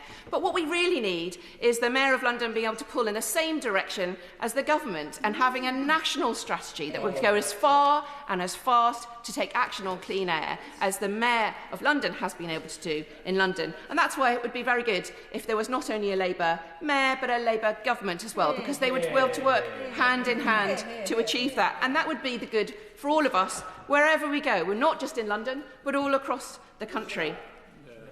Yep. She raised funding in answer to her honourable friend and criticised the funding, but she surely is aware that the Department of Transport have given £6.4 billion of funding to support to the Mayor of London. That is not insignificant by any stretch. It's not bailout. It's not. But thank the Minister for raising this, but it's not equivalent to the amount that's actually raised by Londoners and that goes to the rest of the country, which we understand, but needs to be a factor in saying and in talking about how the ULEZ money, for example, is paid. And also, the point that the Minister raises makes another point about the concerns that have been made about those areas outside the ULEZ that don't receive the same amount of funding. Well, they are represented by their own local representatives who should be having a strategy for being able to respond to the ULEZ being expanded to those areas of London as well. The Putney Society, in my constituency, Mr Deputy Speaker, is a local amenity group with fantastic local people who have chosen to concentrate on clean air because it is one of the issues of most concern. Because of the concern over the levels of atmospheric pollution in Putney, and especially on the High Street, the Society has, over the past 10 years or so, carried out a series of citizen science exercises to measure the level of NO2. These have been one-off exercises measuring pollution for a month at a time, and with the generous help and support of the local environmental health team, they've been then now able to mount a series of monthly tests, enabling them to see what the levels look like in the longer term. The highest level they found, not surprisingly, was at the northern end of Putney High Street, where it was 62.9 and 57.6 micrograms per cubic metre of air. In Putney Bridge Road, it was almost as high at 50.7 micrograms Putney Cross and the Upper Richmond Road were both in the mid-40s. Now, to put those results into context, Mr Deputy Speaker, we need to bear in mind that although the agreed statutory maximum level is 40 micrograms per cubic metre of air, this is essentially an interim target level when the agreed WHO safe level is 10 micrograms per cubic metre of air. Consequently, the levels that the Society have recorded are still disturbingly high. And I point these out in detail, Mr Deputy Speaker, because I don't think the actually very high levels of air pollution that we really do have on our London roads has been properly acknowledged by this bill. Wanting to rein back the good results of the ULEZ to a smaller area will really mean leaving those larger areas outside the South Circular, which cuts through my constituency, and leaving people in that whole of that area with these high levels of air pollution. It's just simply not acceptable. And I support the implementation of the ULEZ because we have a public health emergency. I'm very concerned about the impact on the health of children and vulnerable adults, and so action is needed. I don't want to die earlier. I don't want any of my constituents to die earlier, but that is what's happening at the moment. The existing ULEZ has been proven to change behaviour, and for this change in behaviour to clean our air, and so more Londoners need to benefit from it. I welcome the extension of the scrappage scheme, which happened after consultation and following consultation, for low-income and disabled Londoners, for charities to be able to have their minibuses exempted. And I welcome the additional time for charities and small businesses that were given to be able to comply with the ULEZ.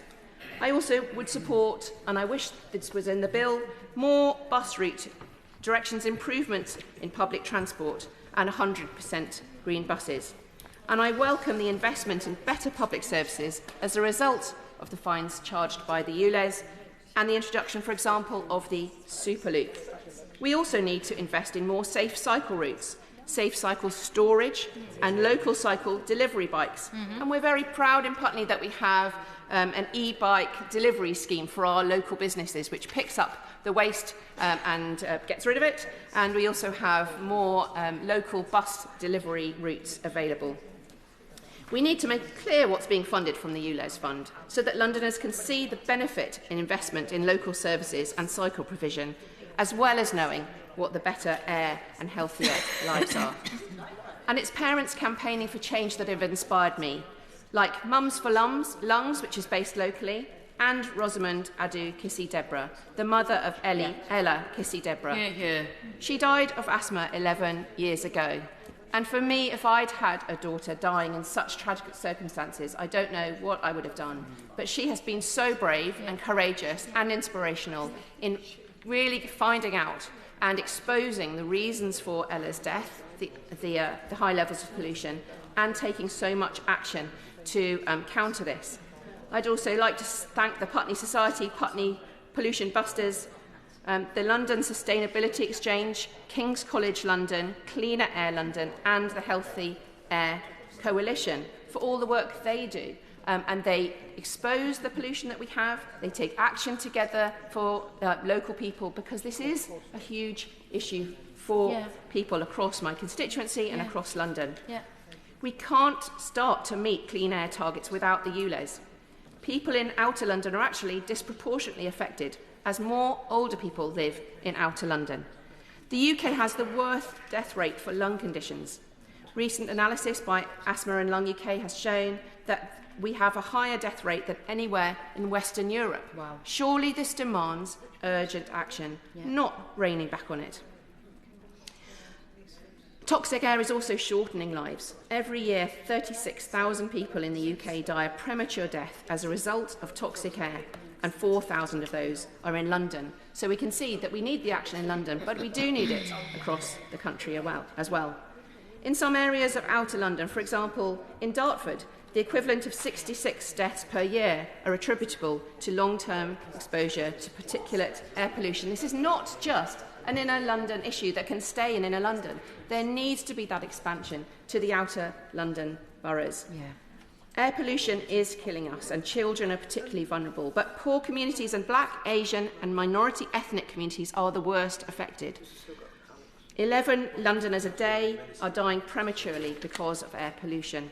And in Wandsworth, the borough where my constituents live, 129 deaths every year are attributable to the effects of this toxic air.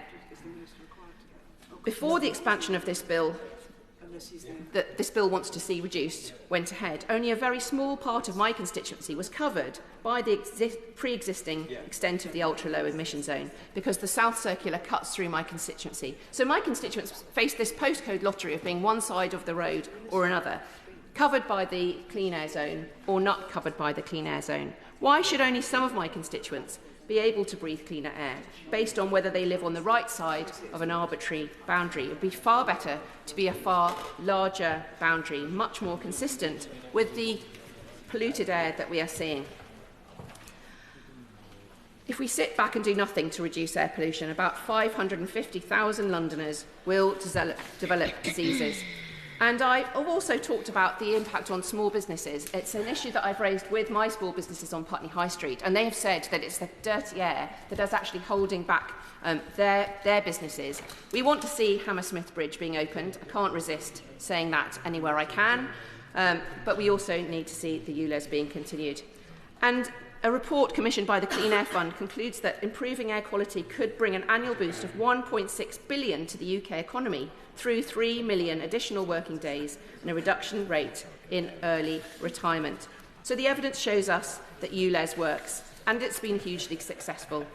And 5 million more people are expected to breathe cleaner air. So I will end, Mr Deputy Speaker, with the words of a doctor who wrote to me, a doctor who is a constituent wrote to me and said, "This bill will send the capital backwards, and it counters the devolutionary system of our politics."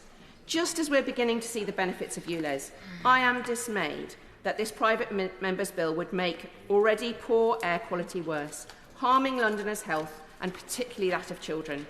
To make matters worse, this bill takes the important decision about the air we breathe away from us as Londoners and undermines our democratically elected mayor, who is accountable to us and will be shortly tested in the May elections. That's where this decision should be made. So I urge all members to put our health first, to support the Mayor Sadiq Khan's action to clean up our air and oppose this bill. Russell. Mr Deputy Speaker, I'm disappointed at the opposition using all the time to try and talk this bill out, but I'm not going to play that game. I'm going to keep my speech short, and I'll say this. On behalf of all the hard-working people of Watford, all the people who have to go into London to do their jobs, who go to work at the hospital, all the entertainers and the musicians who want to go in and work, I back this bill on their behalf. Thank you, Mr Speaker. Alex Davies-Jones. Thank you, Mr Deputy Speaker. It's good to be in the chamber this afternoon for the Greater London Low Emission Zone Bill, and I've been listening really intently to the debates on both sides.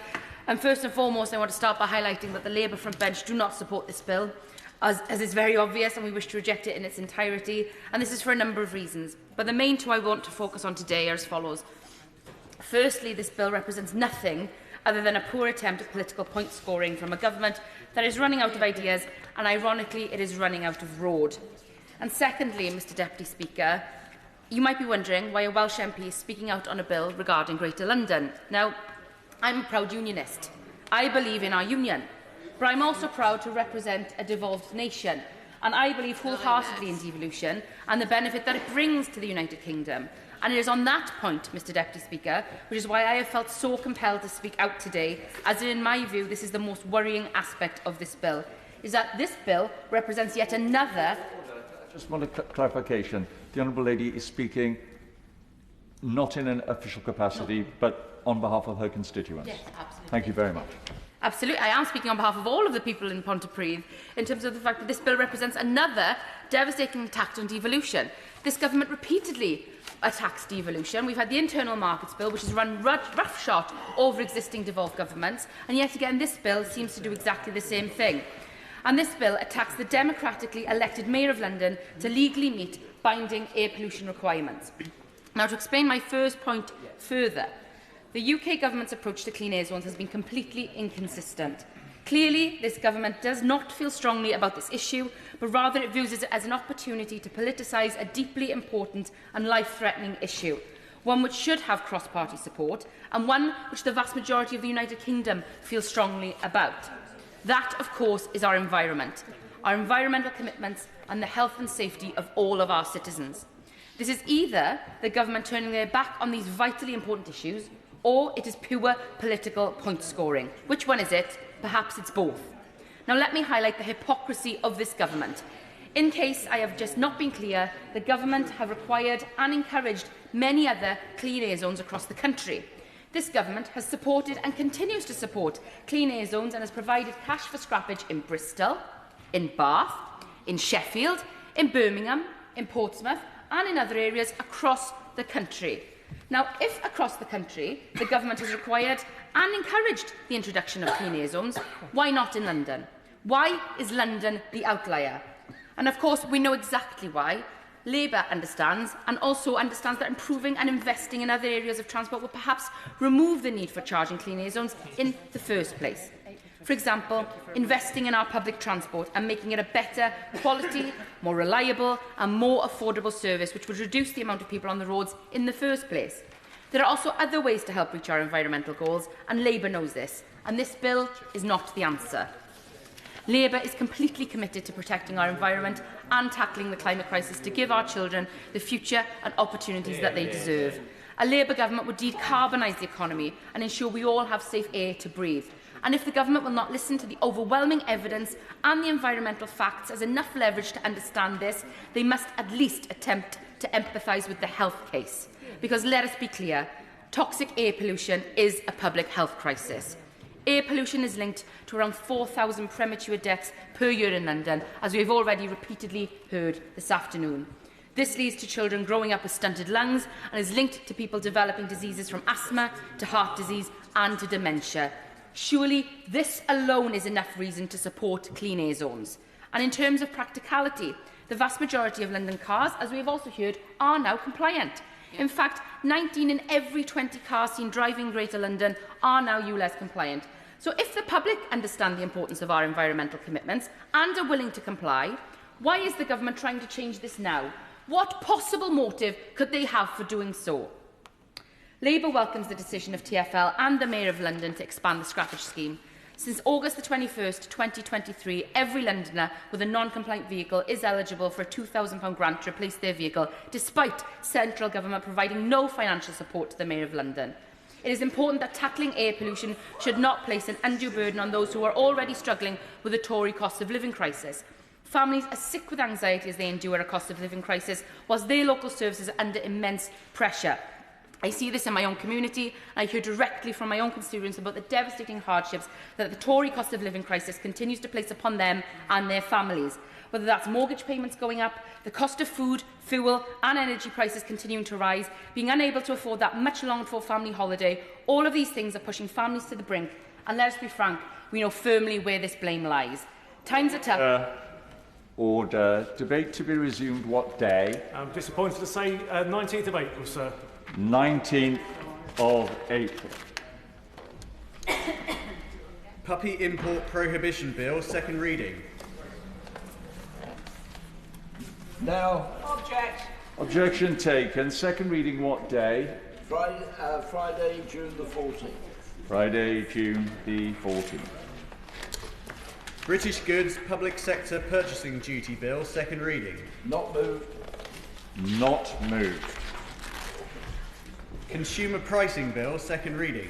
Now. Object. Objection taken. Second reading what day? Friday, June the 14th. Friday, June the 14th. Broadcasting Listed Sporting Events Bill, second reading. Now. Object. Objection taken. Second reading what day? Friday, June the 14th. Friday, June the 14th. Employment Application Requirements Bill, second reading. Now. Object. Objection taken. Second reading what day? Friday, June the 14th. Friday, June the 14th. Public Sector Website Impersonation Bill, second reading. Now. Object. Objection taken. Second reading what day? Yes, again, Friday, June the 14th, Mr. Deputy. It's a very busy Friday, June the 14th. Armenian Genocide Recognition Bill, second reading. Now. Object. Objection taken. Second reading what day? Friday, June the 14th. Friday, June the 14th. House of Lords Hereditary Peers Abolition of By-Elections number 2 Bill, second reading. Now. Object. Objection taken. Second reading what day? Friday, June the 14th. Friday, June the 14th. Whistleblowing Bill, second reading. Of the member in charge now, Mr Deputy Speaker. Object. Objection taken. Second reading what day? Friday the 19th of April. Friday the 19th of April.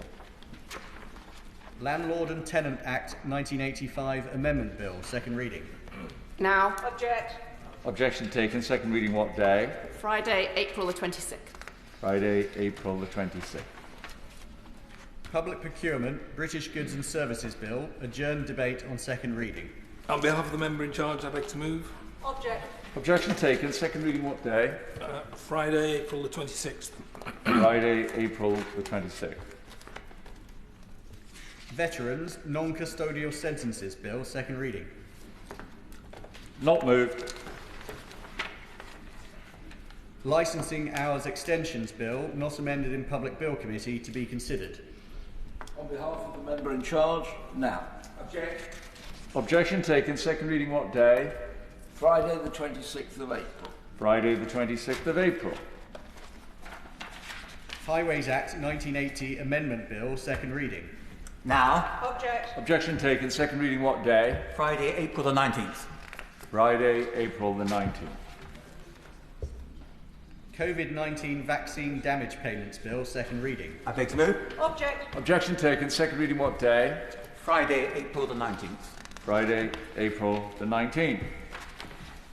Statutory Instruments Act 1946 Amendment Bill, second reading. I beg to move. Object. Objection taken. Second reading what day? Friday, April the 19th. Friday, April the 19th. Dangerous Dogs Act 1991 Amendment Bill, second reading. I beg to move. Object. Objection taken. Second reading what day? Friday, April the 19th. Friday, April the 19th. Exemption from Value-Added Tax Miscellaneous Provisions Bill, second reading. I beg to move. Object. Objection taken. Second reading what day? Friday, April the 19th. Friday, April the 19th. COVID-19 Vaccine Diagnosis and Treatment Bill, second reading. I beg to move. Object. Objection taken. Second reading what day? Friday, April the 19th. Friday, April the 19th. Caravan Site Licensing Exemption of Motorhomes Bill, second reading. Now. Object. Objection taken. Second reading what day? Friday the 19th of April. Friday the 19th of April. NHS England Alternative Treatment Bill, second reading. I beg to move. Object. Objection taken. Second reading what day? Friday the 19th of April. Friday the 19th of April. British Broadcasting Corporation Privatisation Bill, second reading. I beg to move. Object. Objection taken. Second reading what day? Friday the 19th of April. Friday the 19th of April. Children's Clothing Value-Added Tax Bill, second reading. Now. Object. Objection taken. Second reading what day? Friday the 19th of April. Friday the 19th of April. Regulatory Impact Assessments Bill, second reading. I beg to move. Object. Objection taken. Second reading what day? Friday, April the 19th. Friday, April the 19th. Barnet Formula Replacement Bill, second reading. Now. Object. Objection taken. Second reading what day? Friday, April the 19th. Friday, April the 19th. Rule of Law Enforcement by Public Authorities Bill, second reading. I beg to move. Object. Objection taken. Second reading what day? Friday the 19th of April. Friday the 19th of April. Illegal Immigration Offences Bill, second reading. I beg to move. Object. Objection taken. Second reading what day? Friday the 19th of April. Friday the 19th of April. National Health Service Co-Funding and Co-Payment Bill, second reading. I beg to move. Object. Objection taken. Second reading what day? Friday, April the 19th. Friday, April the 19th. Caravan Sites Bill, second reading. Now. Object. Objection taken. Second reading what day? Friday the 19th of April. Friday the 19th of April. Domestic Energy Value-Added Tax Bill, second reading. I beg to move. Object. Objection taken. Second reading what day? Friday, April the 19th, 2024. Friday, April the 19th, 2024. Conversion Practices Prohibition Bill, adjourned debate on second reading. I beg to move. Object. Objection taken. Debate to resume what day? 17th of May. The 17th of May. Child Criminal Exploitation Bill, second reading. No. Object. Objection taken. Second reading what day? Friday the 19th of April. Friday the 19th of April. Thank you very much, everybody. Petition